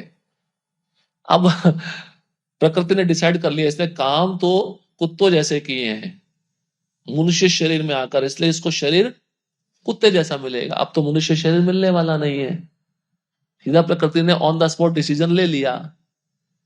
अब उसमें प्रभुपाद जी कहते हैं इस परिस्थिति में व्यक्ति ऐसा सोचे कि मेरा समाज, मेरे दोस्त, मेरे मित्र, मेरे परिवार मुझको बचा लेंगे, ये मोह नहीं है तो और क्या है।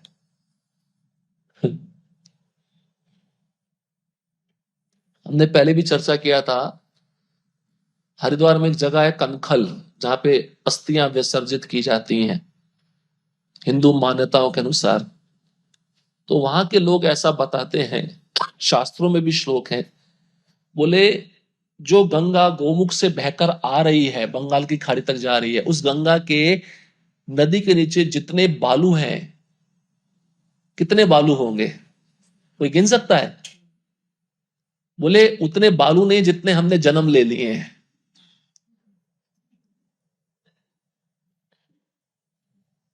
रेत के बालू देखे हैं आपने, रात में चमकते हैं। तो दूसरा उदाहरण ले लो, प्रभुपाद जी कहते हैं आप सुबह सुबह सूर्य उदय होता है, खिड़की खोलो, सूर्य की किरणों में छोटे छोटे कण उड़ते हैं, उस कणों को आप गिन नहीं सकते। ऐसे ब्रह्मांड तैर रहे हैं इस पूरे भगवान की 3/4 शक्ति में, बहुत आध्यात्मिक ब्रह्मांड, और 1/4 शक्ति में भौतिक ब्रह्मांड, उसमें कितने जीव रह रहे हैं। वो प्रकृति डिसाइड करती है अब इसको, इस जीवात्मा को इस लोक से उस लोक में ट्रांसफर करना है। नौकरी का ट्रांसफर कैसा होता है, पहले पत्र बनाया जाता है, उस पर स्टैंप लगाई जाती है, फिर एक उसको समय दिया जाता है तो अपना सामान इकट्ठा कर ले, गाड़ी भी बुक करा दी जाती है, तब उसको दूसरे स्थान भेजा जाता है। प्रकृति ऐसा नहीं करती है।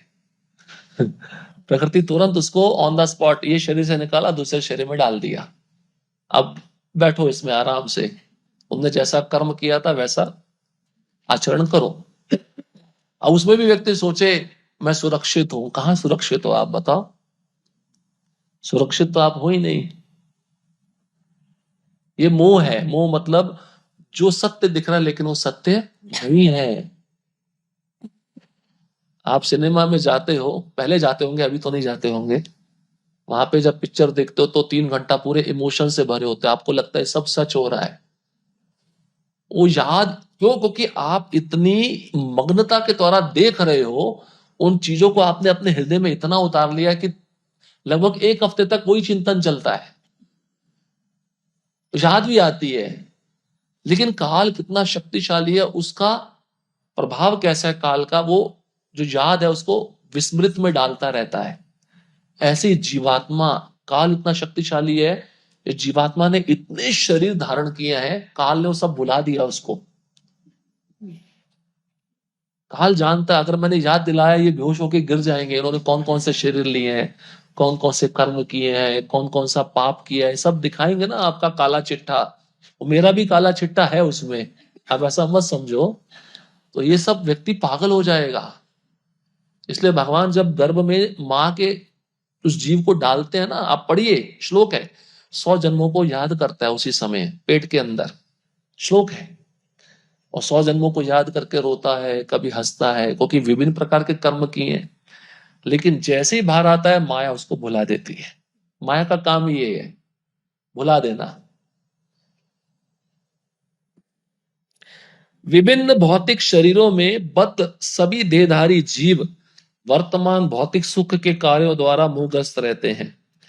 वे अपना मुख्य कार्य जो भगवान के धाम को वापस जाने का है भूल जाते हैं।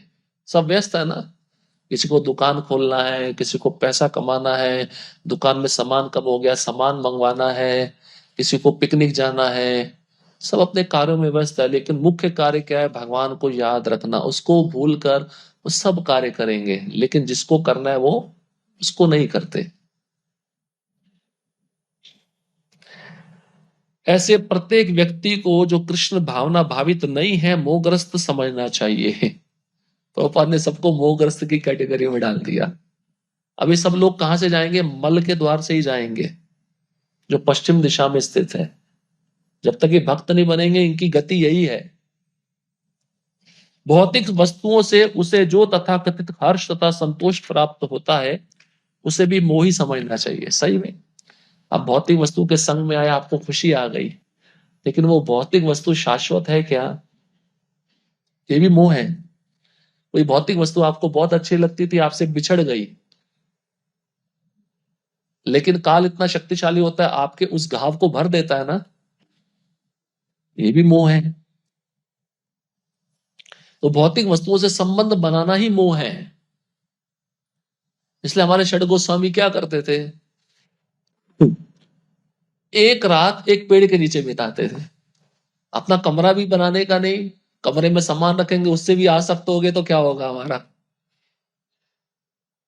एक रात के नीचे एक पेड़ के नीचे एक रात बिताने का, फिर दूसरा दिन आ गया तो दूसरे पेड़ के नीचे जाने का, ऐसा जीवन था। लेकिन फिर भी हम घर में रह रहे हैं, हमारा जितना भी सामान है हम उसको कृष्ण का समझें, तो फिर कोई समस्या नहीं है। लेकिन सच में ऐसा भाव होना चाहिए, खाली दिखावा नहीं।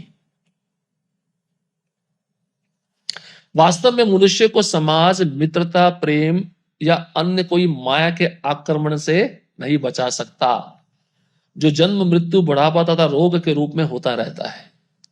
और अब श्लोक भी है ना भगवत गीता में, देवी ऐशा गुणमयी मम माया दुरत्यया। प्रभुपाद जी उसी वाक्य को यहाँ पे बता रहे हैं।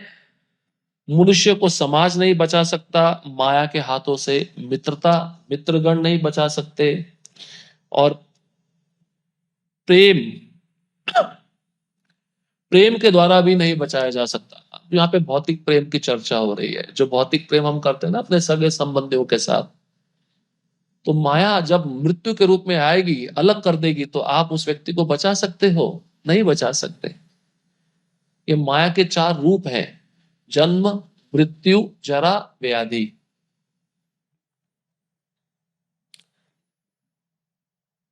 इस मोह अवस्था से एक भी जीव को निकाल पाना कठिन है। आप सोचिए, प्रभुपाद ने कितने जीवों को निकाला है। प्रभुपाद जी कह रहे हैं एक भी जीव को इस माया के हाथों से निकालना बहुत कठिन है, लेकिन प्रभुपाद ने कितनों को निकाला है। तो वही श्लोक आता है भगवत गीता का, ये मेरी देवी माया जो 3 गुणों से युक्त है और इसे जीत पाना कठिन है, किंतु जो मेरी शरण ग्रहण कर चुके हैं वह इसे सरलता से पार कर सकते हैं। अतः जब तक मनुष्य श्री कृष्ण के चरण कमलों की शरण ग्रहण नहीं करता, तब तक वह प्रकृति के 3 गुणों से के बंधन से निकल नहीं पाता। एक ही उपाय है, एक ही होप, कहता ना होप, आशा की किरण आपके लिए खुली है, वह है कृष्ण का नाम। वही आपको बचा सकता है। वो है कृष्ण के भक्तों का संग, वही आपको बचा सकता है। और कोई आशा की किरण हमारे जीवन में नहीं है। और ऐसा सोचना भी मत कृष्ण के अलावा हमें कोई बचा लेगा, संभावना बहुत कम है, ना के बराबर संभावना है। अब श्लोक क्रमांक 56। अब 56 से जो 62 तक श्लोक है, अंतिम श्लोक तक, पुरंजन अपनी पत्नी के प्रति आकर्षित हो जाता है। मतलब है जीव भौतिक बुद्धि के प्रति आकर्षित हो जाती है। अब पुरंजनी जो करेगी पुरंजन वही करेगा, उसका नकल करेगा पूरा। जैसे घर में जो पति अपनी पत्नी के प्रति बहुत आसक्त रहता है, वो पत्नी जहां जाएगी पति उसके पीछे पीछे जाता है।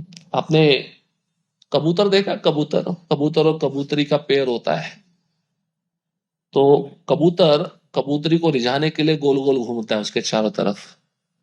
आपने नहीं देखा होगा, हमने देखा है। उनकी भी अपनी जुबा रहती है, उनके भी अपने व्यवहार रहते हैं, तो वो उनको आकर्षित करने के लिए, अपने वश में करने के लिए, उसको रिझाने के लिए ऐसे करता है। तो पुरंजन अपनी पत्नी पुरंजनी के प्रति कैसे आकर्षित होता है, अभी 56 श्लोक क्रमांक से लेकर 62 में बताया जाएगा। तो बहुत ही सुंदर श्लोक है, क्योंकि हम जिसके साथ ज्यादा रहते हैं उसके प्रति आसक्ति ज्यादा होती है ना। जिसका हम ज्यादा श्रवण करते हैं जिसके बारे में, उसके प्रति आसक्ति निर्माण होती है। श्लोक क्रमांक 56, एवं कर्मसु संसक्ता कामात्मा वंचितो अबुधा महिषी यद्दिहेता तद्देवान ववर्तता। इस प्रकार विभिन्न प्रकार के मानसिक उहापोह तथा सकाम कर्मों में फंसा रहकर राजा पुरंजन पूर्ण रूप से भौतिक बुद्धि के वश में हो गया और ठगा गया। अब यहाँ पे पुरंजन ही नहीं बोला जा रहा है, यहाँ पे भौतिक बुद्धि बोल रहे हैं। इसलिए पत्नी अगर धर्म पत्नी है, वो भक्ति में लगी है, तो आध्यात्मिक बुद्धि है। और पत्नी अगर भक्त नहीं है, भौतिक भोगों में लगी है, तो वो पुरंजनी नामक भौतिक बुद्धि है, जो अपने पति को सीधा नरक में लेके जाने वाली है। उसने पत्नी के हाथ में भी रहता है सब कुछ, खाली उसके हाथ में पैसा नहीं है, उसके हाथ में अपने पति को सत मार्ग में लगाने की विधि भी है। वह दरअसल ही अपनी रानी की समस्त इच्छाओं को पूरा किया करता था। अब भौतिक बुद्धि जो बोलेगी जीव वही करेगा ना। अब पत्नी भौतिक बुद्धि के रूप में आ गई, पत्नी जो बोलेगी पति वही करेगा। अब पत्नी बोलेगी मुझे साड़ी चाहिए तो साड़ी लेके देगा, पत्नी बोलेगी मुझे इस रेस्टोरेंट में खाने जाना तो वो लेके जाएगा। अब कितने पुरंजन पुरंजनी है संसार में, देख लो आप गिन भी नहीं सकते हो। यहाँ पे तो एक कथा चल रही है, हर एक घर की अपनी अलग अलग कथा है पुरंजन पुरंजनी की। तात्पर्य, जब जीव इतना मोहग्रस्त हो जाता है कि वह अपनी पत्नी या भौतिक बुद्धि के वशीभूत हो जाता है, तो उसे अपनी तथाकथित पत्नी की बुद्धि की तुष्टि करनी पड़ती है। अब जो पत्नी का डिमांड होगा उसी को पूरा करेगा ना। और भौतिक बुद्धि क्या करेगी, ये भी चाहिए वो भी चाहिए, ये भी चाहिए वो भी चाहिए। ये भौतिक बुद्धि है। आध्यात्मिक बुद्धि, पत्नी जो अगर भक्त है वो कुछ इच्छा ही नहीं करेगी, समझदार होती, मेरी पति का इतना कमाई है, उसको तकलीफ नहीं देना है, ये भक्त का आचरण रहता है। लेकिन भौतिक बुद्धि की बात हो रही है, जो स्त्री भक्त नहीं है वो अपने पति को कैसे नचाती है उसके बारे में बताया जा रहा है। और उसी के आदेशानुसार कार्य करना होता है। विभिन्न शास्त्रों का उपदेश है कि भौतिक सुविधा के लिए मनुष्य को चाहिए कि आभूषण प्रदान करके तथा उसके समस्त आदेशों का पालन करते हुए अपनी पत्नी को सदैव प्रसन्न रखे। हमने पिछली बार भी चर्चा किया था, 5 चीजें चाहिए होती है पत्नी को: अच्छा खाना, बच्चे, आभूषण, वस्त्र और घर। ये भौतिक बुद्धि की बात हो रही है। अब ये इच्छाएं अगर व्यक्ति पूरा कर सकता है तो सुखी रहेगा, लेकिन उसमें भी सुख नहीं है, झगड़ा तो होता रहेगा। पत्नी बोलेगी मैं ये चाहती थी तुम ये लेके आ गए, समस्या रहती है। इस प्रकार पारिवारिक जीवन में किसी तरह की परेशानी ना होगी अगर ये 5 डिमांड आप पत्नी का पूरा करते हो तो। अतः अपने सामाजिक हित के लिए मनुष्य को चाहिए कि अपनी पत्नी को प्रसन्न रखे। क्योंकि सही बात है, अगर पत्नी को प्रसन्न नहीं रखेगा फिर पत्नी क्या करेगी, किसी और के पास जाएगी, है या नहीं है? आजकल बहुत सारे उदाहरण हैं। इसलिए पति को भी भय रहता है कि मेरे एब्सेंस में पत्नी क्या कर रही है, किसी से बात तो नहीं कर रही। हाँ? ये सब चीजें रहती है, भय है, दोनों को भय है।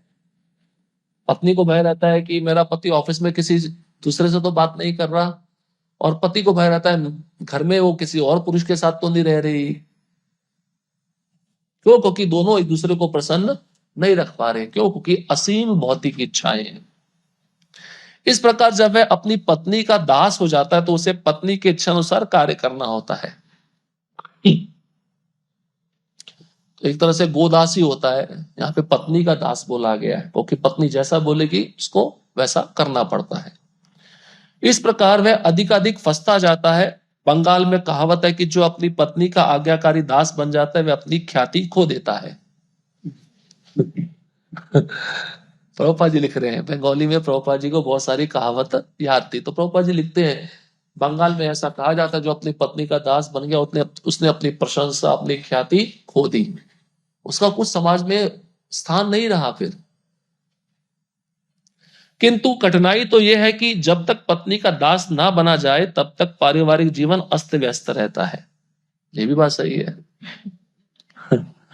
अब दास नहीं बनेंगे तो पारिवारिक जीवन ठीक से नहीं निभेगा, आगे नहीं बढ़ेगा, हर समय झगड़ा होगा। करना ही पड़ता है, उसके बिना कोई चारा नहीं है। लेकिन जो पत्नी भक्त है वो पति को बोलेगी आज मंदिर जाना है, आज दर्शन करना है, आज ये उत्सव है, तो वो पत्नी फिर पति को भक्ति में लाती है, चाहे वो पति भक्त ना भी हो। लेकिन अगर भौतिक बुद्धि, भौतिक पत्नी हो तो वो फिर पत्नी को किन किन इशारों पर नचाएगी, आप सोचिए। पाश्चात्य देशों में इसी उपद्रव के कारण तलाक, विवाह विच्छेद का कानून जन्म लेता है, और भारत जैसे पूर्वी देशों में संबंध विच्छेद चालू है। अब भारत में तलाक का नया कानून चालू हो जाने से इस उपद्रव की पुष्टि हो जाती है। अंतःकरण के भीतर मन कार्य करता है, सोचता है, अनुभव करता है और इच्छा करता है, और अपनी पत्नी के वश में होने का अर्थ है भौतिक बुद्धि के वश में होना। प्रभुपाद जी बारंबार बता रहे हैं इसी बात को। अपनी पत्नी के वश में होना मतलब भौतिक बुद्धि के वश में होना।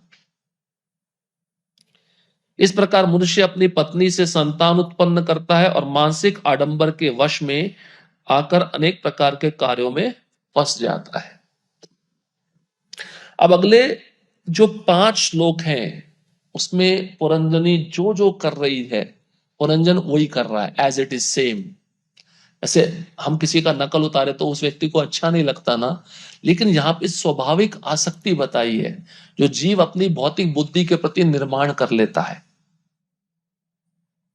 कैसे एक पति अपनी पत्नी से आसक्त हो जाता है इन 5 श्लोकों में बताया है।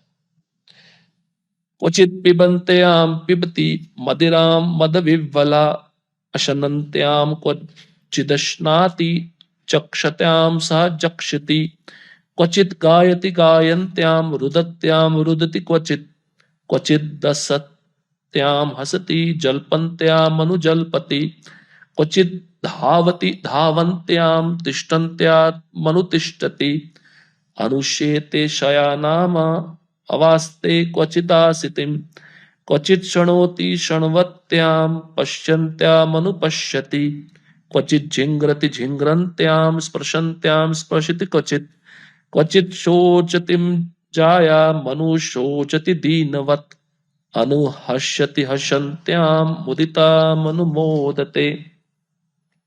क्वचित मतलब कभी कभी, लेकिन जो कभी कभी होता था वो पुरंजन ने आकर्षण के प्रति निर्माण कर लिया। वो पुरंजनी की क्रियाओं को इतना ध्यान पूर्वक देखता था, उसके मन में ये इच्छा पैदा होती थी कि वो जो कर रही है वही मैं करूं। इसलिए क्वचित बोल रहे हैं, कभी कभी। कुछ क्रियाएं ऐसी होती है ना, हम कभी कभी करते हैं, हमेशा तो नहीं करते ना, इसलिए क्वचित शब्द आया है। और पहला क्वचित क्या है? पिबन्त्याम, पीते हुए। जब रानी मतलब पुरंजनी मद्यपान करती, मद्यपान मतलब आप समझ जाओ शराब पीती, तो राजा पुरंजन भी मदिरा पीने में व्यस्त रहता।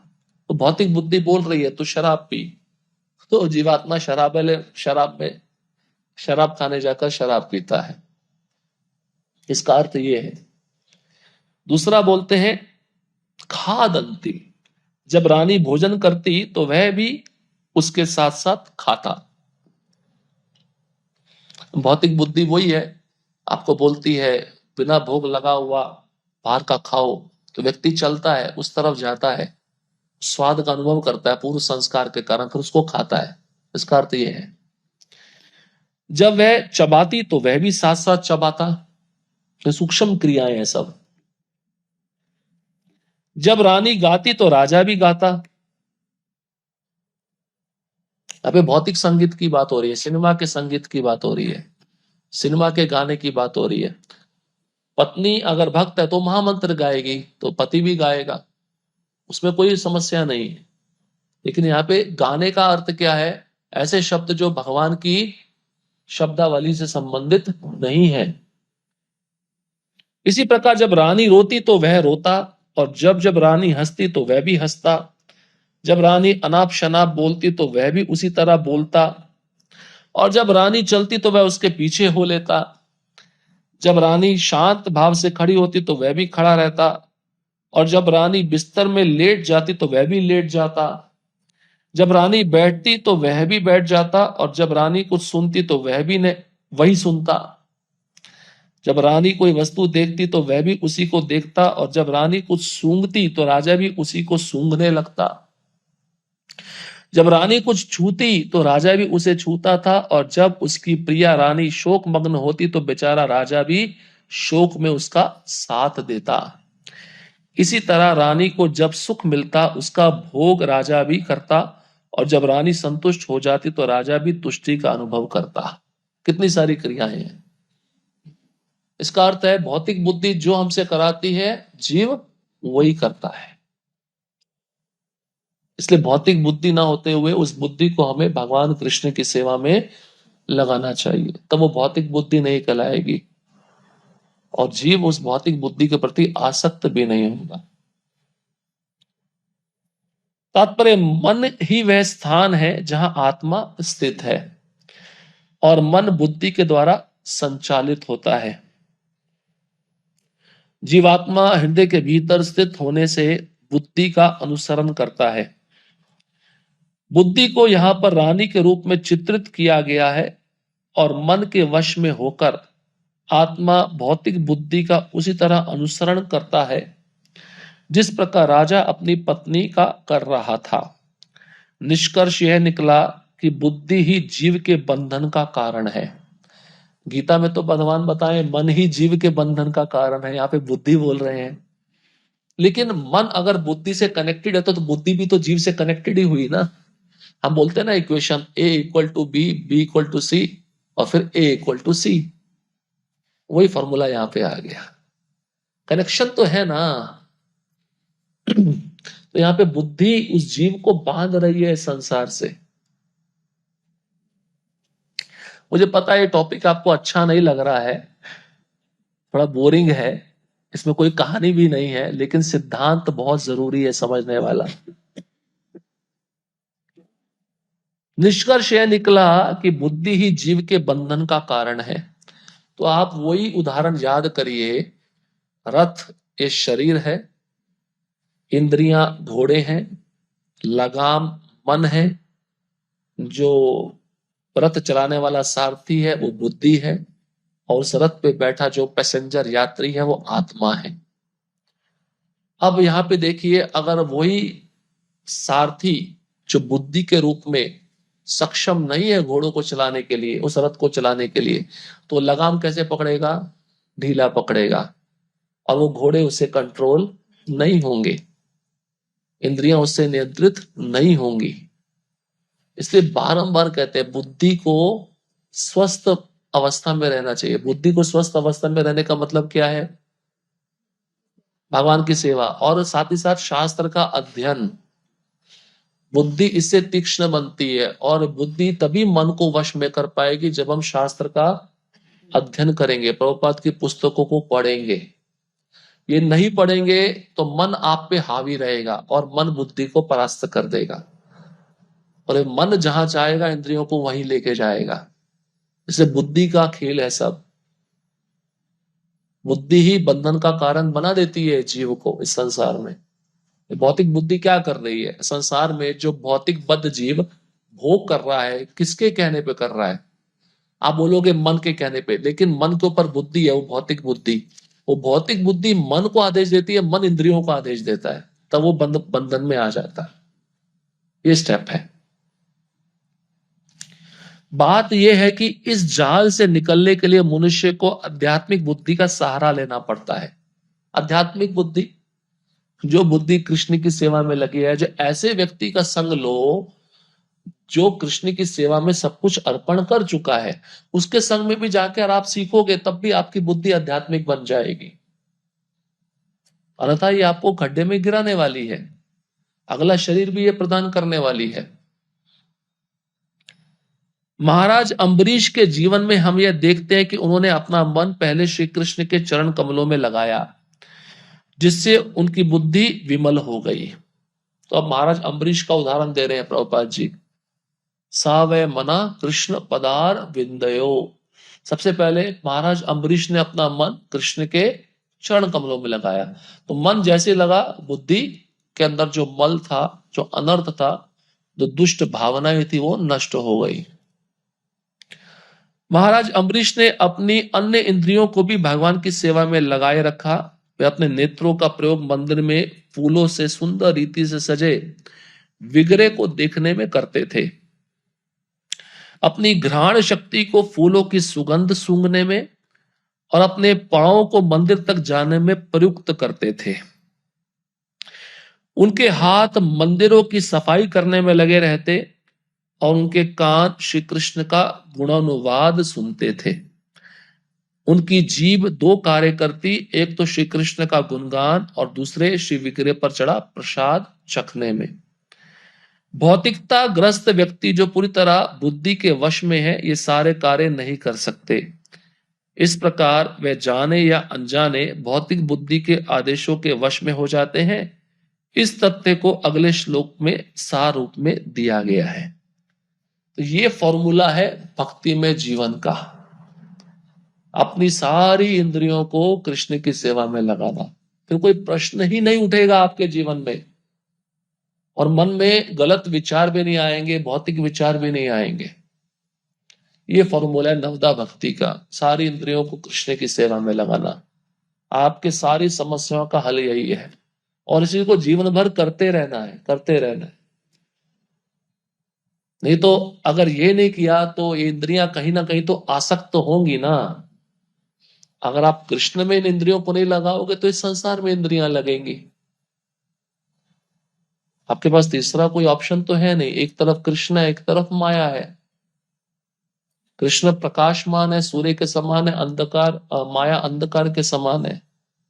तो डिसाइड हमको करना है। इसलिए आप ऐसा मत सोचो हफ्ते में एक सत्संग होता है, चलो आ गए, हो गया, बेड़ा पार हो जाएगा। नहीं होने वाला बेड़ा पार। कृष्ण गीता में क्या बोले? सततम 24 घंटा लगना पड़ेगा। सततम कीर्तयन्तो माम नित्यम नित्यम भागवत सेवया।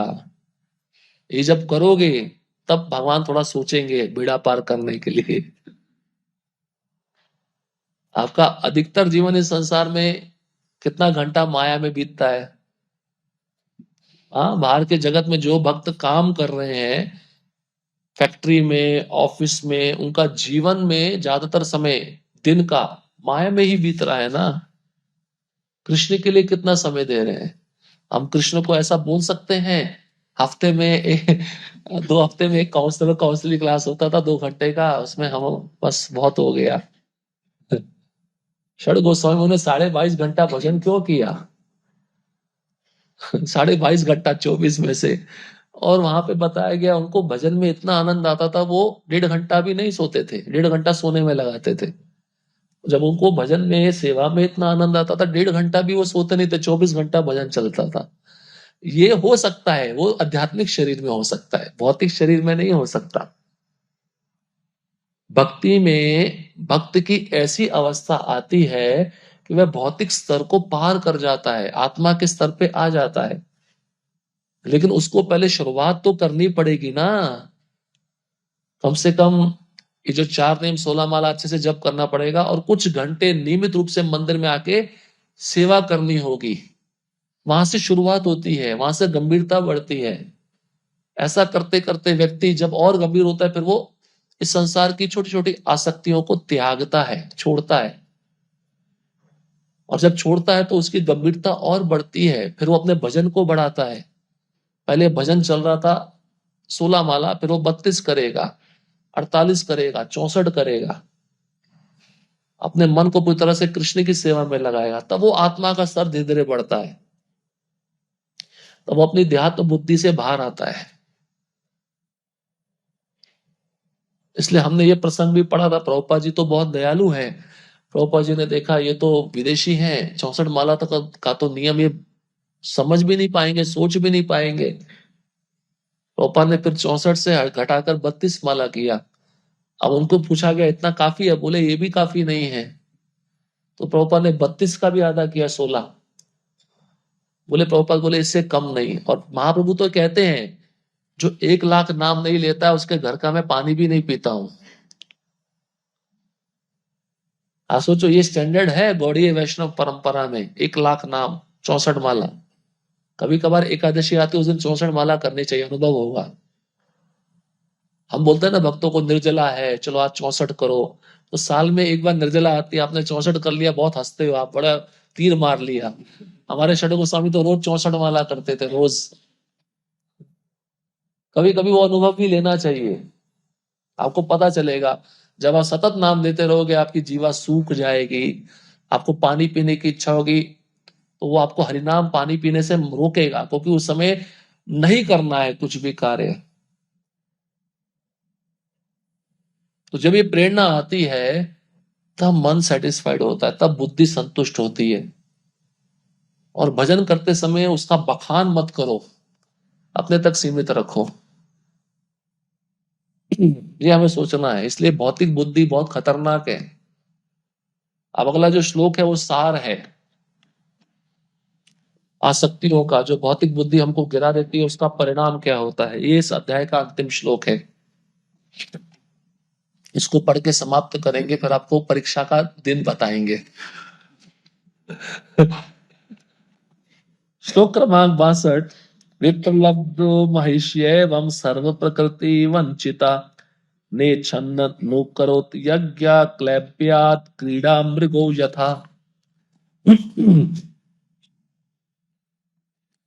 विप्रलब्धा, विप्रलब्धा मतलब बंदी। जिसकी भौतिक बुद्धि है, संसार में माया उसको कारागार में डाल देती है। बंदी मतलब प्रिजनर, कैदी। कैसा कैदी, सुनिए। महिष्या, महिषा मतलब पटरानी। जैसे कोई राजा, क्षत्रिय होता है ना, क्षत्रियों में बहुत बल होता है, युद्ध करते हैं, अपनी वीरता का प्रदर्शन वो युद्ध भूमि में करते हैं। पर जैसे ही वो युद्ध जीत कर राजा अपने राज्य में आता है तो अपनी रानी का दास बन जाता है। रानी जैसा बोलेगी वैसा ही वो करता है। वो युद्ध का प्रदर्शन वो रानी के सामने प्रदर्शित नहीं कर रहा, लेकिन उसके सौंदर्य के सामने वो घुटने टेक देता है। ये माया ऐसी है, अच्छे अच्छे इस माया के सामने घुटने टेक देते हैं।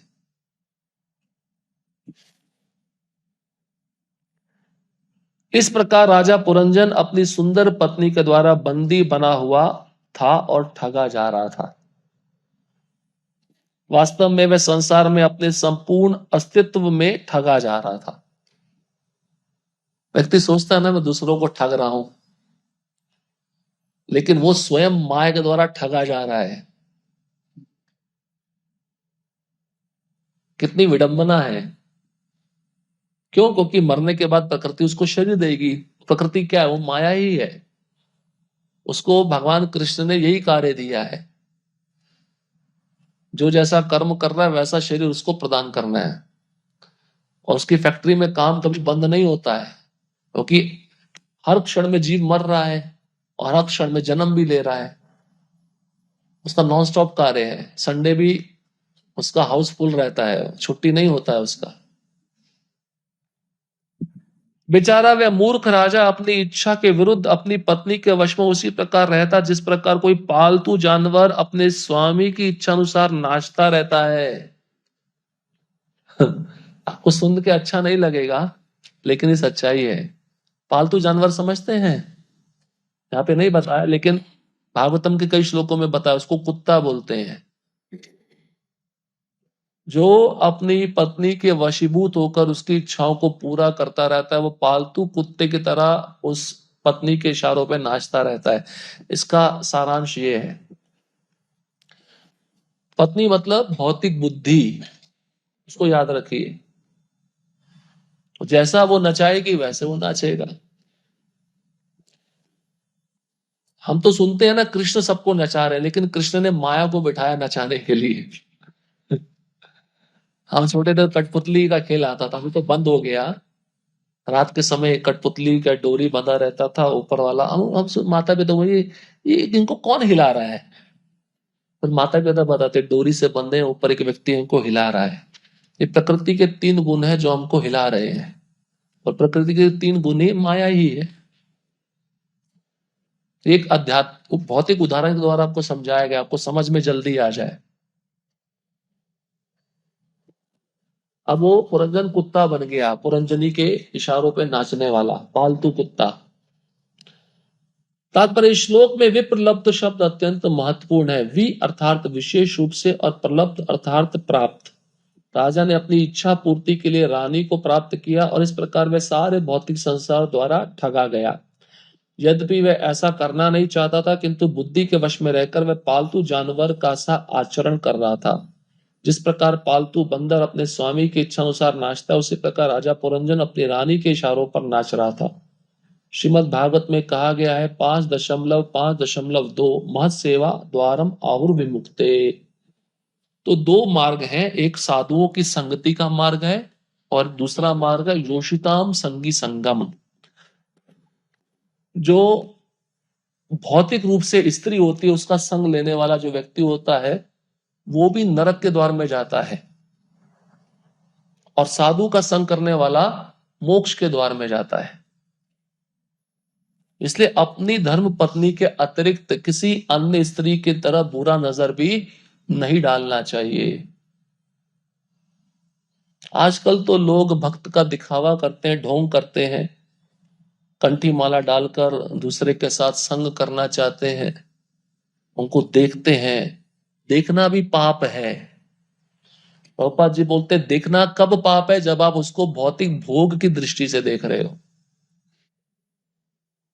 वो तुम्हारी संपत्ति नहीं है, तुम्हारी तो कोई भी संपत्ति नहीं है, लेकिन फिर भी दूसरे की संपत्ति को अपना मान रहे हो, तो ये पाप नहीं है तो और क्या है? इसलिए दिखावा करने के लिए कई भक्त कंठी माला डालते हैं, तिलक धारण करते हैं, लेकिन आचरण कैसा होता है? भौतिक बुद्धि की तरह आचरण होता है। कैसा? मेरे को पद भी चाहिए, मेरे को पूजा भी चाहिए, मेरे को प्रतिष्ठा भी चाहिए, मेरे को लाभ भी चाहिए, मेरे को सब कुछ चाहिए। तो ये भौतिक बुद्धि पुरंजनी ही उसके अंदर वास कर रही है, जो उसको इशारे पे नचा रही है। अब उसको भगवान तो प्राप्त होने वाले नहीं है, लेकिन भगवान उस भौतिक बुद्धि के द्वारा उसकी सारी इच्छाओं की पूर्ति करेंगे, उसको अलग अलग योनि में घुमाएंगे। अब पुरंजन की इच्छा थी भोग करने की, भगवान ने वैसा सुविधा दिया, उसको पुरंजनी दे दी, उसके इशारे पे वो नाच रहा है, क्योंकि उसकी इच्छा थी। उसी ने प्रस्ताव रखा था ना, आपने सुना होगा कि मैं तुमको चाहता हूं, तुम मेरी हो जाओ। तुम किसी की पत्नी तो नहीं हो, तुम किसी की पुत्री तो नहीं हो, ये तो बताओ कहां से आई हो। अब भगवान ने वैसा व्यवस्था दे दिया उसको। यदि कोई किसी संत पुरुष या भक्त की संगति करता है, तो उसका मोक्ष मार्ग स्पष्ट हो जाता है। इसलिए साधुओं की संगति में रहना चाहिए, ये मोक्ष का मार्ग है। किंतु यदि वह स्त्री या किसी ऐसे व्यक्ति का साथ करता है जो स्त्री पर अत्यंत आसक्त रहता हो, तो उसके बंधन का मार्ग प्रशस्त होता है, बंधन का मार्ग खुल जाता है। इसलिए कामी पुरुषों के संग में भी नहीं रहना चाहिए। दूसरे की स्त्री के संग को तो वर्जित बोला ही है, लेकिन ऐसा व्यक्ति जो कामी स्त्री के संग में रहता हो, ऐसे पुरुष का संग और भी ज्यादा खतरनाक है। कुल मिलाकर मनुष्य को आध्यात्मिक उन्नति के लिए स्त्री की संगति छोड़ देनी चाहिए। अब यहां पे ऐसा नहीं है, स्त्री की संगति 50 वर्ष जब घर में हो जाते हैं, गृहस्थ आश्रम 50 वर्ष की आयु तक व्यतीत हो जाता है, तब वानप्रस्थ आश्रम आता है, तब छोड़ देना चाहिए। क्योंकि भजन करना जरूरी है। अगर आप जीवन भर अपनी पत्नी के साथ में रहोगे, उसी के साथ में बैठोगे, खाओगे, चलोगे, फिरोगे, बातें करोगे, तो अंतिम अवस्था में वही याद आने वाला है। ये आसक्ति को तोड़ने के लिए भगवान ने 4 आश्रम बताए हैं। और फिर और भी ज्यादा कड़क है संन्यास आश्रम। वानप्रस्थ में तो अपनी पत्नी को साथ में रख सकते हो, लेकिन सन्यासी तो अपनी पत्नी का चेहरा भी नहीं देख सकता है।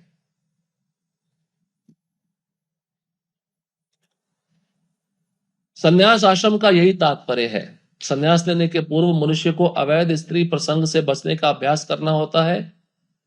विषय जीवन चाहे वह वैध हो या अवैध एक सा होता है, किंतु अवैध स्त्री के प्रसंग से मनुष्य अधिकाधिक बंधता जाता है। अवैध मतलब इलीगल, इलीगल मतलब अपनी पत्नी के अतिरिक्त अन्य स्त्री का संग। लेकिन वो व्यक्ति अगर अपनी पत्नी की सुंदरता पे भी मुग्ध है, तो वो भी उसके बंधन का कारण बन जाएगी। ये भी ध्यान रखना चाहिए। अपने विषय जीवन को नियमित करने से संभावना रहती है कि उसे अंततः काम वासना या स्त्री संग से मुक्ति मिल जाए। यदि ऐसा हो सके तो आध्यात्मिक जीवन में आगे बढ़ना आसान हो जाता है। नारद मुनि ने इस अध्याय में बतलाया है कि मनुष्य किस प्रकार अपनी प्रियतमा पत्नी की संगति से मोहित होता है। अपनी पत्नी के प्रति आकर्षण का अर्थ है भौतिक गुणों के प्रति आकर्षण।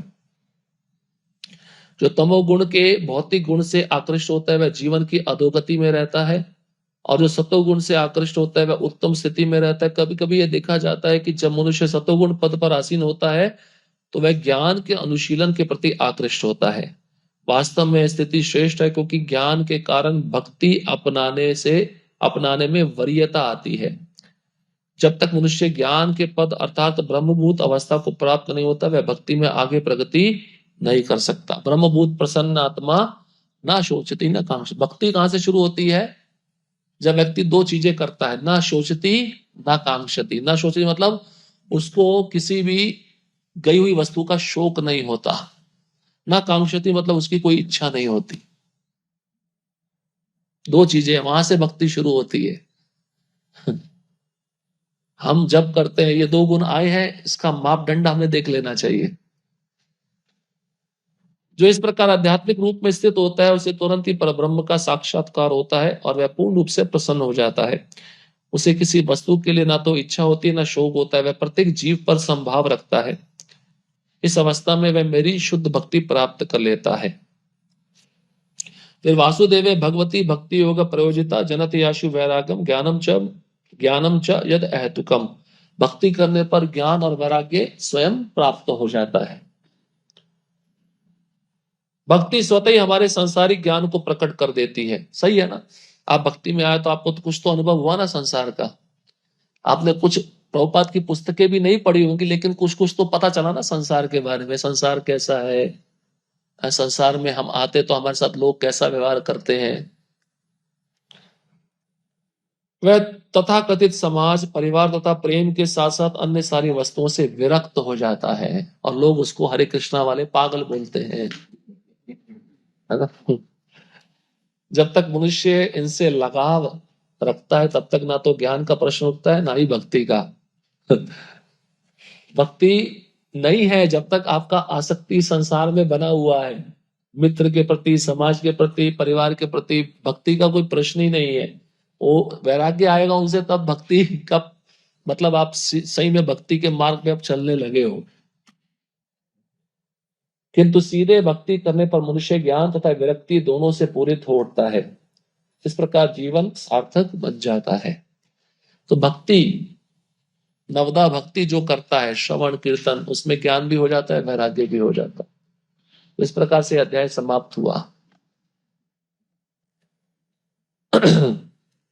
इस अध्याय के सारांश रूप में हमने यही समझा कि भौतिक बुद्धि जो पुरंजनी है और जीव जो पुरंजन है, दोनों कैसे आसक्त होते हैं, दोनों कैसे इंद्र तृप्ति की योजना बनाते हैं, दोनों कैसे एक दूसरे के प्रति आकर्षित होकर अब योजना बनाकर उसको इम्प्लीमेंट कर रहे हैं कि हमें ये करना है, हमें वो करना है। और उनको एक शरीर दिया है और शरीर में रहकर वह भोग कर रहे हैं। अब कुछ क्रियाएं बताई हैं आसक्ति की, जिसको करने पर व्यक्ति पूरी तरह उस भौतिक बुद्धि के प्रति आकर्षित हो जाता है। और ये भौतिक बुद्धि तब तक रहेगी जब तक आपकी कृष्ण चेतना का निर्माण नहीं होगा। ये भौतिक बुद्धि सदैव आपको सताती रहेगी। इसलिए हर कार्य कृष्ण से जुड़ा हुआ होना चाहिए। कोई भी कार्य करो आप, कृष्ण बीच में होने चाहिए, कृष्ण केंद्र बिंदु होने चाहिए। तब संभावना है कि भौतिक बुद्धि आध्यात्मिक बुद्धि में बदल सकती है, अन्यथा उसकी संभावना बहुत कम है। हरे कृष्णा कृष्णा कृष्णा हरे हरे, हरे राम राम राम हरे हरे। किसी का कोई प्रश्न है?